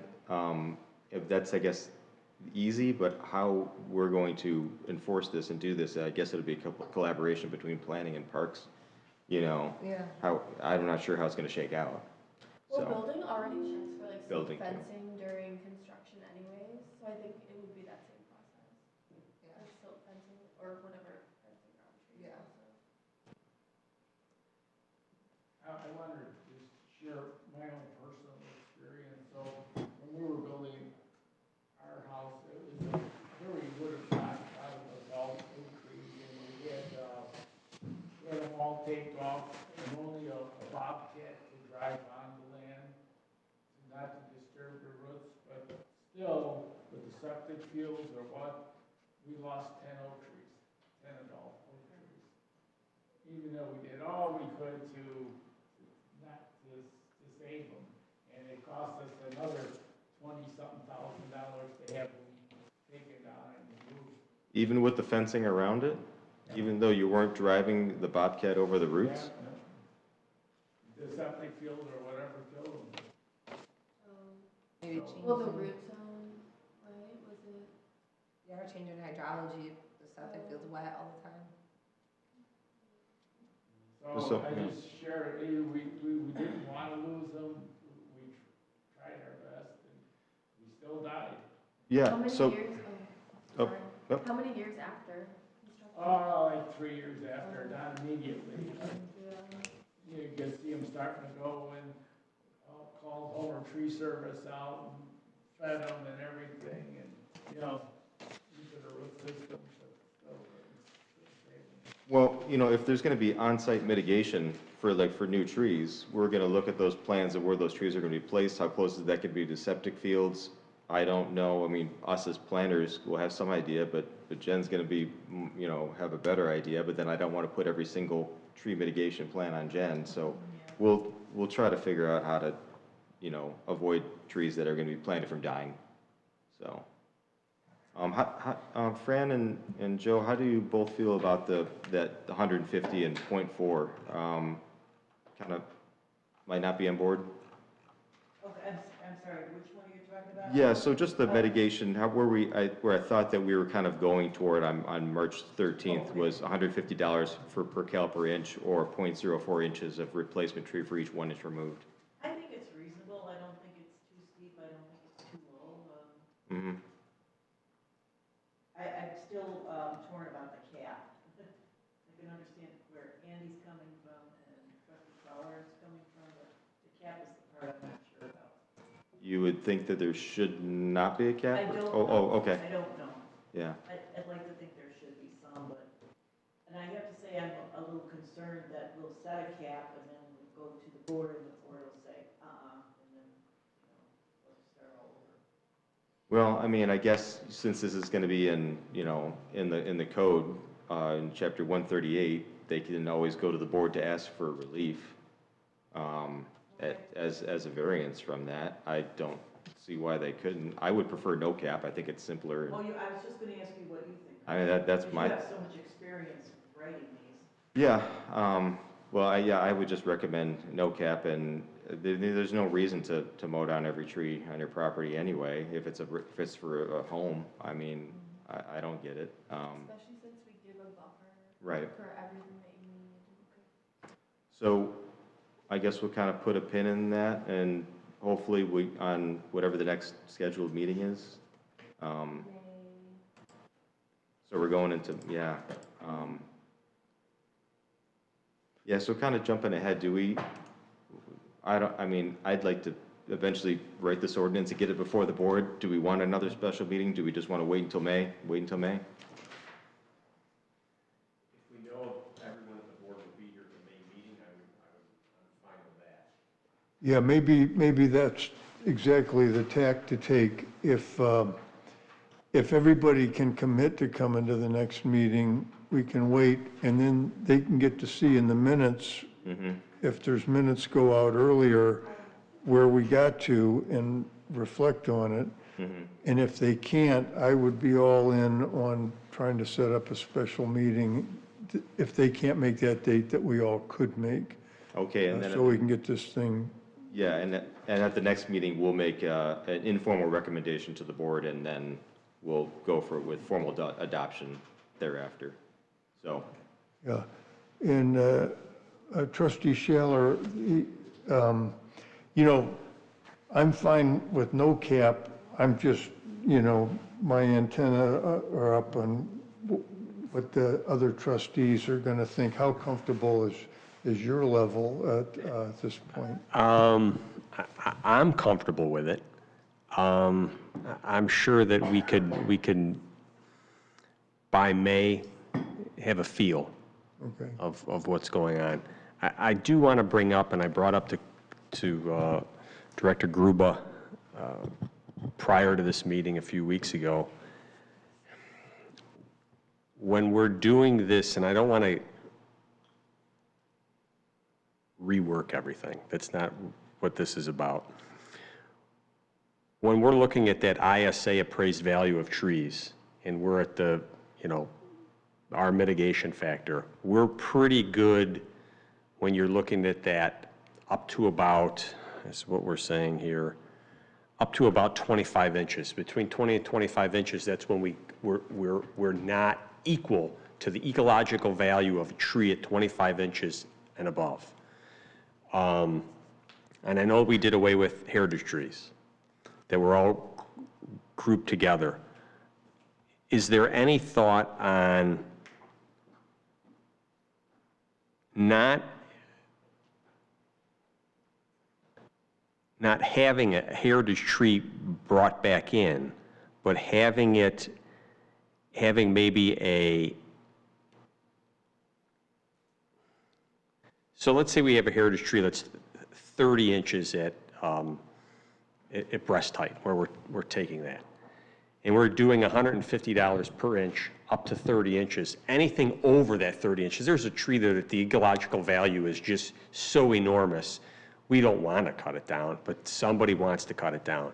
So we go $150 up to the 30 inches, let's say, and anything over that, the valuation then goes through that ISB valuation where Jen could do her math wizardry to figure out what that cost would be added on, because of the ecological value is just so great. In our entire lifetime, if you were born as a child on today's date, you would never live to see that tree at its full capacity. So that's where I'm torn on that ecological value of it's not equal to me. Yeah. Just as a food for thought to think about. I would support that. I'm not sure how many, 30-inch trees are going to be, would be proposed to be removed, but I mean, if They are outliers. Yeah, right. So just say that, there's one tree. I'll use this example. Old Oak Golf Course is no longer Old Oak Golf Course, and there are 5 or 6 of them on that course, and they're going to build townhomes. The goal is to save those trees. So it should be, there should be a monetary factor for that. And I think that, you know, once we get to that, it goes to that ISB where we can, the proportionality of the permit fee then becomes more equal. Yeah, do we know what that, that diameter breast height number is? Was it? I think that's, I mean, if we wanted to, I think that's something we could discuss here. I mean, do we want to make it anything, if, we know we go up to 30 inches, so if there's a breast height greater than 30 inches, then it starts at the ISB formulation of whatever that, if it's 36, then you got 6 inches going to the ISB formulation of the fee. Yeah, 2.5 foot wide tree, that's pretty big. Yeah. Yeah. So that'd be unusual, I think, but. It probably wouldn't happen very often, but Yeah. in case there's something hiding out there we're not aware of. Okay. So yeah, anybody else, or before I move on here? All good? Okay, so there's just 3 other things I kind of want to touch base on. What about a penalty for removal without permits and they just leave a bunch of stumps? What about a penalty if it's premeditated and they remove the trees on Saturday and the stumps on Sunday, which I've seen in other communities? That's kind of pretty shady. And then any comments about the draft ordinance itself? I know there was a lot to read and look at. I mean, I don't even know if we need to get into the minutia unless you want to. My job is to listen to what you guys want, and I put it into the ordinance, and hopefully you trust us that it's going to work. But if somebody takes down a tree and just cuts it down and leaves a stump, we don't necessarily know what that tree was. Are we okay with just doubling the mitigation and restitution for that? I mean, I hate to just pull numbers out of the air, but. Again, Chris, I'm going to ask you what your experience is in Frankfurt, for example, if they did such a thing. Yeah, I'm trying to remember. And I'm also thinking about our lawyer. Yeah. And a rationale, and if we said, well, you know, here's another great suburb, and that's what they're doing. Well, I think it would be reasonable because if you went through that ISB formulation, at our $150, we're probably at 30 to 40 cents on a dollar to what ISB is. Right. So with that $300 formulation, or that, you're more in line with ISB true value, which I think which is fine. It's I think still in range. Yeah, Yeah, legally. yes. Yeah. So, Building I have a permit? question. So if a resident comes in, and said they have a tree and it died 2 years ago, completely dead, hasn't made any leaves or anything in a couple of years, what does he need to do to get permission to cut it down? Yeah, well, that's what we're all still gonna figure out, but generally, like they'd send us a picture of it, or we go out and take a look at it, or either Jen or her staff would take a look at it, okay, the tree's dead and there's no penalty, go ahead and remove it, you know? From past discussions when we had it with the board, you know, they don't want to be overburdened.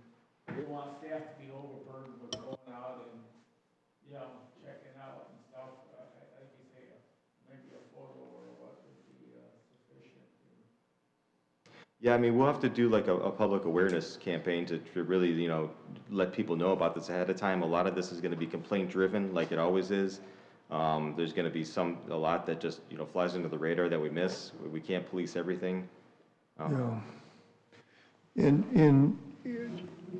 You've reminded me that on the complaint-driven, we need some way for people to anonymously report it, so that there's, you know, we don't have neighbors fighting neighbors over what happened, you know, and stuff like that. Yeah, I'll talk to code to see how they. Yeah, if there's a way to do that, that would be ideal. Because it always seems like if a neighbor receives a complaint,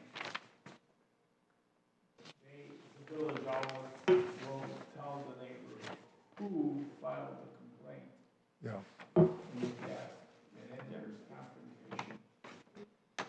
Yeah, so I don't have all the answers of how this is all Yes. going to be, you know, played out in reality, but we'll we'll figure that out after we write the ordinance. I mean, you always want to kind of keep it in mind. Yeah, Yeah. But I do think education will be very important. I think PR departments should go crazy with it, and not only, our own communications, but get stuff in the patch, the South Town, anywhere else we can communicate it, and the value of it, and the things good about it. So. Yeah. Yeah, it'll, Andy can write what do you think? Andy, can you write an editorial in the Tribune about our tree ordinance? sure. He had another one this Sunday, and I forgot to bring it in, by the way. Very prolific. So the penalty, most of the penalties that I saw were $500. Not if they tried to, seemed like if they didn't report it, there's a $500 additional fee for going ahead and cutting it without reporting it.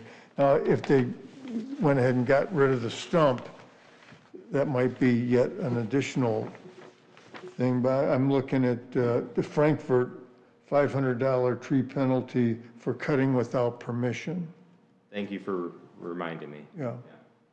But I saw that number come up a few times, but I think there was in other ordinances, there was a, if you're trying to hide this,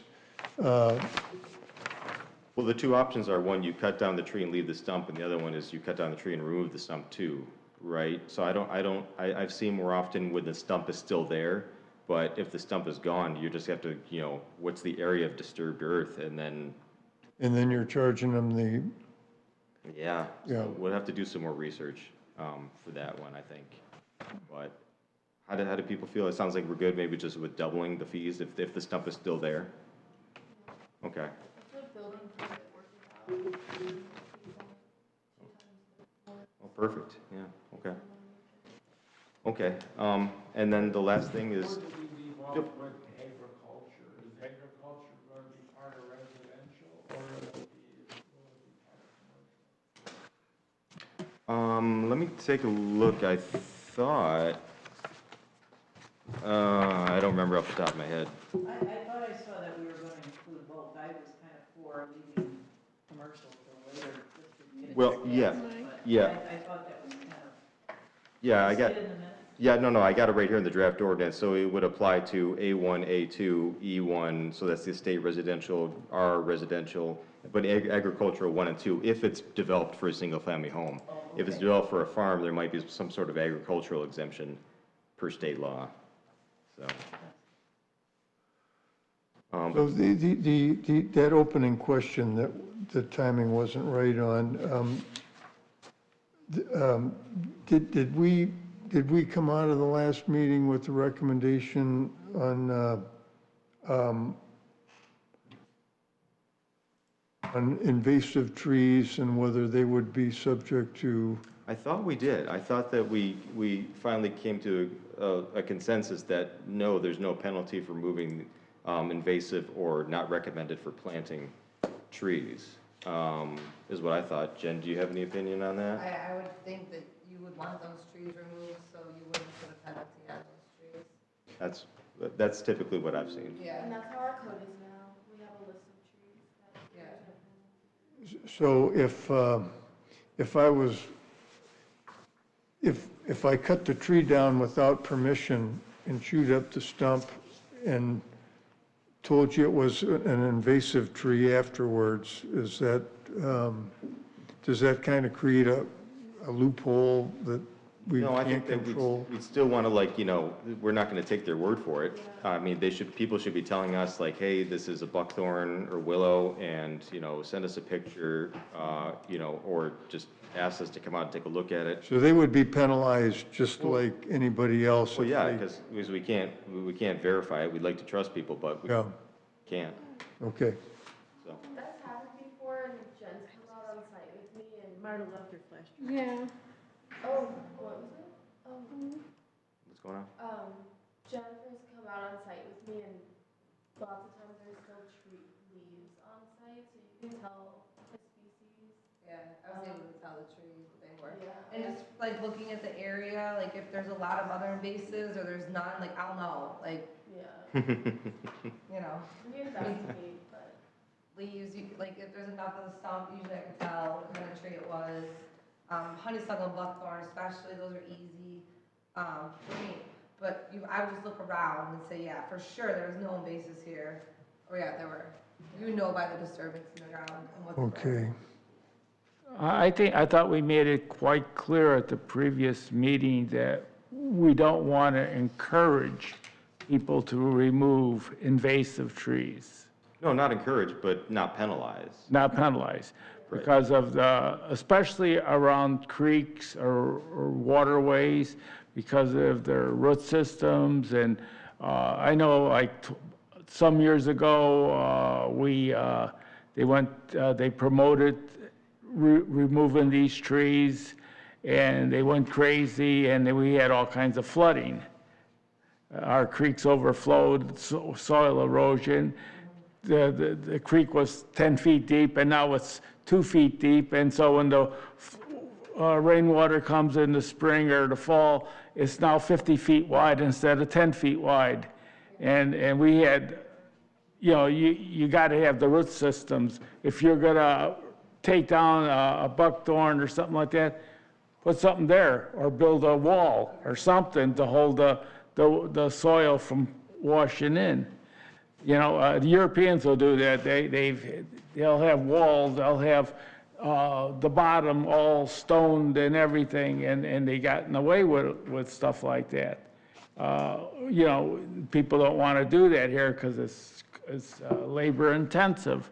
So, and where you have bigger oak trees or above it, grasses won't grow. Tall grasses with good root systems won't grow there. So you need these buckthorns that will grow under the canopy of these larger trees to hold the soil in place. And like it or not, that's what we learned the hard way here in Homer Glen. So are we in agreement that we're not penalizing the removal of invasive trees, but we're not encouraging, say, these trees shall be removed, or Homer Glen it encourages the removal of these species? So we're all on the same page about that. It sounds like. Yes. Okay. Yes. Well, it sounded like you were penalizing removal if they did it without permission. Well, yeah, I mean, because we can't verify it unless Jen can, play detective and try to figure it out. Yeah. Yeah. So, it sounds like, the only thing that I need to kind of research with staff is, if there's just disturbed earth with no stumps, how are we going to address that?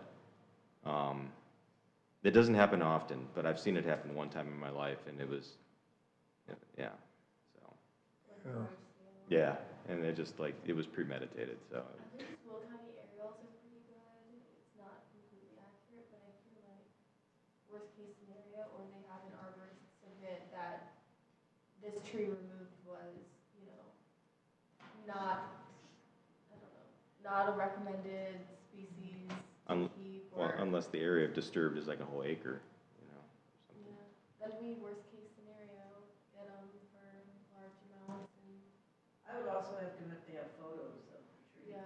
before it was cut down, because I think most of us have photos of our property from one Right. time or another. And Mm-hmm. I know I have all the trees in my Yeah. lot. I mean, part of this campaign too will also be letting landscapers know that they can't be doing this work without permits now too.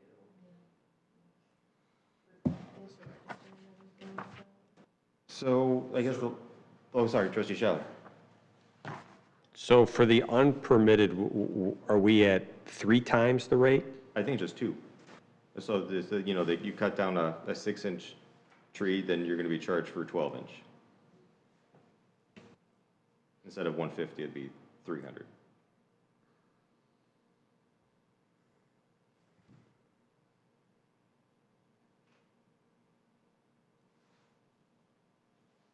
Anything else, Mr. Scheller? No, I'm working it through Okay. I'm good. What was your thoughts on if they removed the stump? I don't know. We got to take a look into it. You don't often see it in the code because I don't think a lot of people think about that eventuality or, circumstance. So we'd have to take a look at that. Because, see neighbors, any tree that I had cut down, I left the stump. I'm a mushroom hunter in the fall, but, and the mushrooms will usually tend to grow around those stumps. But anyway, people will cut down a tree one day, and then the next day, the guy comes with this, big chain thing to, grind up the stumps. Yeah. It's usually really quick. Inexpensive. Yeah. Yeah, it's usually about $50, $75 to start. Jen, can you tell the size of a stump by, after the grinding's completed at the removal? Is there a way to do that? I mean, you can tell the general area. An approximate? Yeah, I mean, if it's huge, you'll know, because they usually start just on the outside and sweep right through, so it'll be within 2 or 3 inches, and you'll see the wood chips. Okay. You'll see, like, here, I'll give an instance. Lammers, we took over from the township. June, one of the big white oaks, huge, alive. August, fried. Thought it was sudden oak wilt. So the tree had to be removed so it didn't affect the other trees. And they left this pile of grindings like this high. So when that tree stump, I mean, there's a big tree, the pile was this high from this stump grinding. So you will see it. You'll see the ground and you'll see what circle it makes and the leftovers, and you'll know if it's a small tree. Okay. Because you won't even see it hardly. What about $450 or $500 per stump inch if it's removed, if you could figure it out that way? Yeah, I mean, if we're just looking for big divots in the ground, I mean, I don't know how obvious it is, like, if you take out a tree here or there, are there gonna be craters all over the place that we can count? Yeah, you'll see them. Okay, I didn't know if they, If they're in the grass, there's no grass around them, or there'll be a little wood chip pile. I mean, it depends on also how well they cleaned it up. Like, if they want the stump, the wood chips removed, then they'll try to clean it up, but usually you just leave them and let them settle. well, I guess we'll have to look into it. Something we could do internally, and we could run it by the village attorney, Yeah. just so we're not an outlier being Right. over the top. Yeah, Brett might already have something for like site development without permits or something too. I Okay. agree with Taylor, though. Google Earth is a huge benefit. Yeah. Like, at my qualification last week, they were talking about like Highland Park and all these other ones that had these tree preservation ordinances, and I did get some business card for you guys with that lady. But, I mean, we're starting here, you know, and then we could reach out and see what other people do, like you guys have done all of that. And I think it's a great start, because, I mean, I don't know, I think people are gonna do it either way, and if you know, we don't have a tree survey. Like, we don't have a tree survey for the town, so I wouldn't know what's in your yard, I wouldn't even know what's in front of your house, even though I'll plant the parkway trees, right? But one of them could die, one could got hit by a car. We don't have a survey, so it's really hard for us to take our inventory of trees. And if we ever wanted to do that, that's like a whole nother level. That's like city forester, or you hire a company. You know, I mean, we think we've done it before, or tried to do it, but it's just how do you say, yeah, we knew that tree was there, now it's gone. yeah, I mean, it'll be Google Earth when all the leaves are down, then you can see the trunk, but you won't know the diameter. Right, you won't know that because we didn't have a survey, so it's really hard. Maybe Google Street View, where you can see leaves on the trees, but, Yeah. yeah. So we'll look into that. I guess the last thing I wanted to ask, you know, the committee was just any other comments about the redrafting of the ordinance with all the red lines on it? I don't want to, you know, have us be here until midnight, but if there's any high-level kind of comments. Again, the tree ordinance is mixed in with the conservation subdivision ordinance and some other ordinances as well, so we had to surgically make changes to chapter 138. We just couldn't extract all talk about trees and have a separate ordinance. It all kind of works together. So, Well, I didn't get all the, I picked it up earlier today, but I didn't get it all. Yeah. Anyway, so well, then we get next time. I would definitely be through it by next time. Okay, so we'll see if everybody can make the next meeting on May 4th. Thank you. And if not, then we'll hold something earlier. Does that sound good? It does. Okay. All right. Well, thanks, everybody. Thank you for staying on top of all of this and all the great work that Trustee Schaller and the staff have done to get us this far, this fast. Really appreciate those efforts. Thanks, Jen. Yeah. Okay, few things, we have some new business items. Spring tree planting discussion, we normally do 3 trees in the spring, Jennifer recommends Culver Park still. Yeah. Does that sound good? We have, I don't know, species still, if you had recommendations, I know you said shagbark. Oh, yeah, we can try the shagbarks. I would love that. So We should do fun trees, yeah. where we, and I don't remember if it's just Spring Grove, that's where we order the parkway trees from, or if like Cedar Path has them, but I'll look into it to see who's got them, because you don't see it very often. Okay. But we could try it. I mean, I'd want to put them protected by some of the other large trees there, not just out on their own. Sure. But like I said, we lost a bunch of honey locusts out there 2 years ago in a huge storm. Like I had to close the park because they were snapped, like they just snapped in half. So Culver would be a great place to put some trees. Yeah. Are we okay with Culver Park? Yep. Yeah. So, do you want 3 shagbark trees, or? We can a split it mix? up. Let's do shagbarks and oaks. They're typically grown together. Are we okay with that selection? Yes.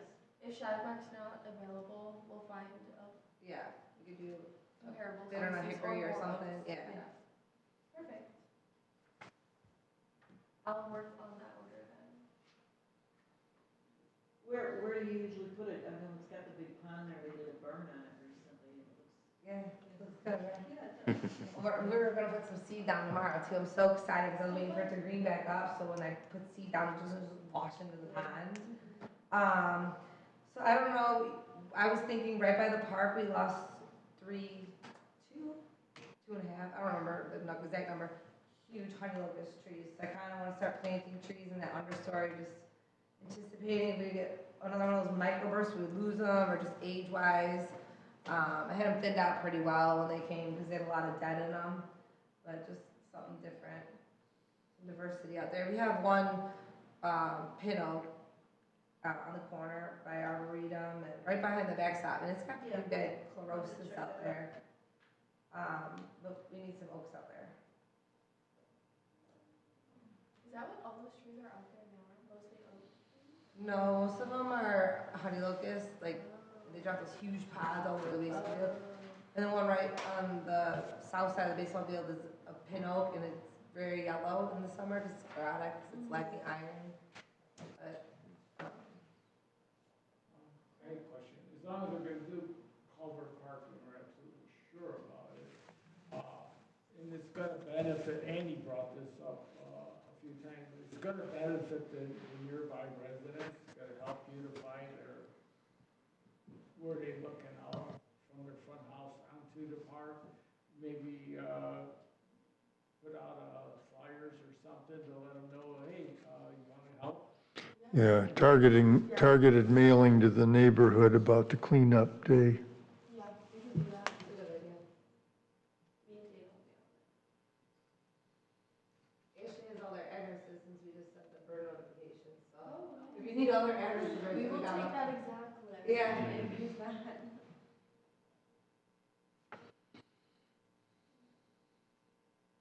We did get a resident calling to say, can you clean up around Culver Pond? And I'm like, wait, we just burned it. I don't know what, I'm like, there's no garbage. He's like, I mean the ticks. And I'm like, oh. And he wanted us to mow more paths down there, like clean it up so the kids could get there without getting ticks on them. But I'm like, they're gonna get them no matter what. But he actually signed up to do the volunteer event, so we get to meet him. There we go. That's all I have for this one. For the second one, we've gotten a couple residents asking about starting a community garden. The St. Bernard Parish, their environment committee was asking to partner with us or see if that we could start something. One idea that staff were talking about is using the garden beds in Heritage Park, but we're concerned about like having enough people there know not all of the committee members are here today, but we're trying to see if any committee members would be able to come in the summer, maybe once a week or every other week to do this type of program. And I was wondering if there's any interest in that, since we do get questions about it. Well, the first thing I would say is we have to have a water source there. That's really important. My Women's Club committee does the Oliveri Gardens off of Hiawatha. And it's very small, but there's no water source there. And when we do new plantings and stuff, I'm lugging 10-gallon jugs to water it in during dry spells. So wherever we put it, we have to have a water source. But I would say the people who are interested in a community garden should probably be the ones maintaining it. I mean, are they talking about vegetables? Are they talking about flowers? Do you know what they're interested in? They were just asking if there's a community garden that they could. I mean, I like the idea. We just, what I hate to do is just plant stuff and then, nobody comes around and does stuff to it. So, and if there's no water there, that's a big problem. Yeah, definitely something we'd have to discuss internally on how that would work. Yeah, because the staff has enough just maintaining parks. What we should do is maybe just invite them to our kids' planting event in May, and then like show them this is what we plant here. You're welcome to come maintain. There's a lock to this spigot of the water there that I have access to, but I wouldn't want to just make copies and hand those out. Is an idea where we could maybe get like a rain barrel to like let volunteers water that area. Yeah, it's hard. I like to say that I try to maintain it in the summer, but I just get too busy sometimes. The only reason I'm even surprised that they're asking it is that most of our residents have enough yard space to grow a garden. Usually get that more in the city, where Right. I'm on a patch with some sun, but here. Yeah. I know this conversation has come up before, but every so often. Well, maybe we could hear a little bit more about what they're looking for. Is it a flower garden? Are they looking at places to grow tomatoes and peppers? Was this just by phone call, or did they send an email or in a? St.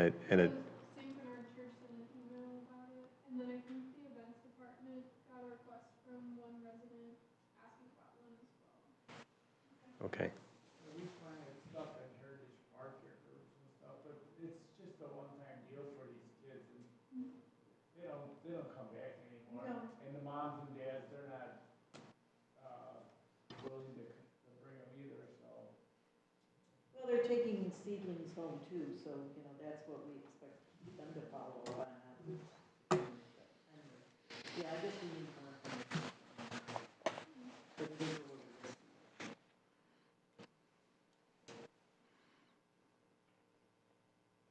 We'll definitely invite them to the day.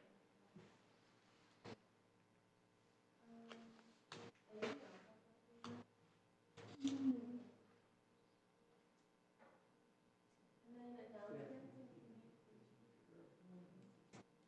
So for this one, I sent out an online training that's from the USDA and Arbor Day Foundation, and Joe did do this Tree Board University training. Do you want to share a little bit about that course? I took the course and it was very educational. It promotes a lot about getting important people to help you promote the tree ordinances. So in other words, what we want to do, we want to make bonds with our mayor, other trustees, people influential people, our village arborists, to promote our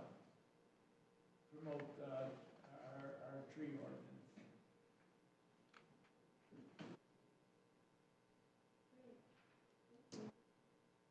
But they will give you a certificate when you do complete the course.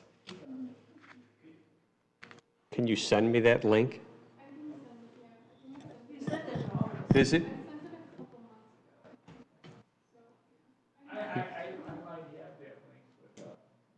I could always discuss it at trustee reports and request the trustees to take it. It's very Excellent. educational. All right. I have no announcements.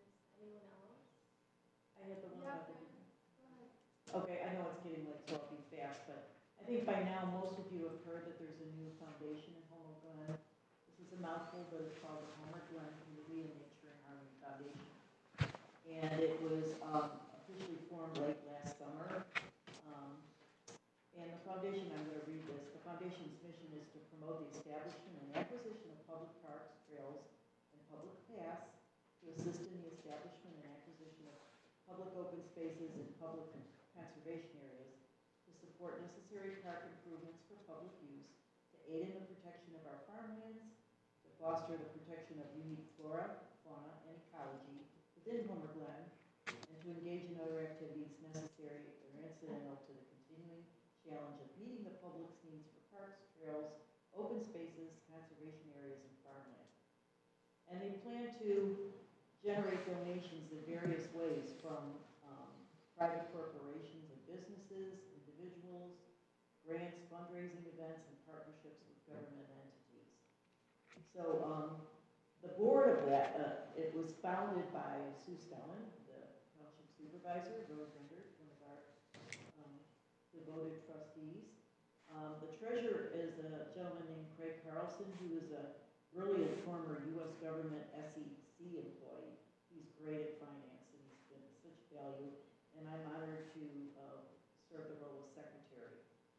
And I'm mentioning the foundation today because they're holding their first fundraiser, and that's a dinner that's going to be held at Taza's Italian Ristorante on Thursday, April 23rd at 6 p.m. The fee is $50 per person, and tickets can be purchased either by the QR code on this or on the foundation's website, which is just the acronym of all the letters in the foundation name. Or you can just Google it and it'll show up, because we do have an active website now. We have brochures that we're printing up and that sort of thing, not to mention the flyer we have here. Anyway, it should be a lovely dinner. Rose is preparing everything, putting a lot of thought into it. It sounds delicious. The salad will consist of pasta, sausage, peppers, chicken dish, and so on. And there'll also be a cash bar and lots of raffle tickets. And also at the dinner, we'll be soliciting ideas for future foundation projects. I won't go into all the ones we have in mind already, but we'd really like to get input from those people who attend the fundraiser. And then lastly, I'll mention that the foundation also is going to hold a 5K run at Heritage Park on Saturday, June 13th. That's almost set in stone. We have a company running it for us. It sounds really fun. They're also going to have a kids 100-yard dash along with it. So you can already sign up for that on the website too. So that's all I have.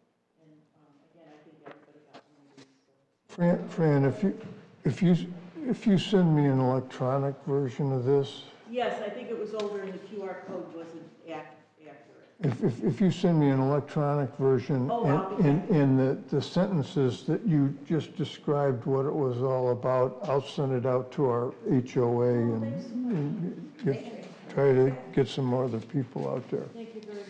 I'm very proud of what they're doing and how hard they're working at it. And they're coming up with some great ideas for things to do. Because, the village only has a limited amount of funds for the parks and our open spaces, et cetera. And this is another way to get some, like places like BP, some of our banks, hopefully get a few checks from them, and not to mention individuals like us. Thank you. I had just the one announcement. So one of our people that come out for our stargazing events at the Big Run Wolf Ranch, and their opening day is going to be the 25th of April. It's a Saturday. It's right after. It could be after our Culver Park cleanup. It goes, I think, from 10 to I think it's 4 or something. I forget the time, but it's really nice. You can see the wolves, and usually in the spring they have the wolf pups and everything. I think it's $9 a person to get in for adults. Okay, and they're about 151st and Farrell. Too far. 3 stop signs down. Yeah. So just one announcement from me. On the 16th of April, Will County Board is going to make a decision on the Pride of the Prairie solar farm that's it's been discussed. It was a front page item on last Friday's Chicago Tribune. And I've been sitting in on the meetings to try to assess the quality of the developer and their attention to codes and standards and sustainability. They're growing different plants under the solar farms for pollinators and also to, as cover crops to keep the soil fertile underneath. And I became convinced it was a responsible project. And if you're a proponent of solar energy as a means to try to keep, because solar is a low cost energy, a lower cost energy than fossil fuel generated energy. And as we all know, America is, and Illinois are hungry for electrons right now because electric cars, data centers, building electrification. This is a way to promote renewable energy, non-polluting energy in a way that can get on the grid very quickly. These solar arrays that are being advocated for are right near natural gas peaker plants. So there are these very long queues to try to get solar onto the grid. There's a shortcut to get this energy onto the grid and help provide Illinois' energy stability, also climate stability, and also lower cost energy all at the same time. So that is 9:30 a.m. at the Posh Banquets and Events Center on Larkin Street in Joliet, where there'll be an opportunity to speak or show your colors there. Thank you.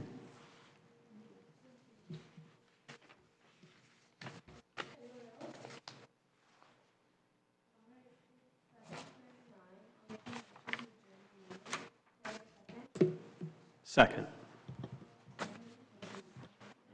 All those in favor? Aye.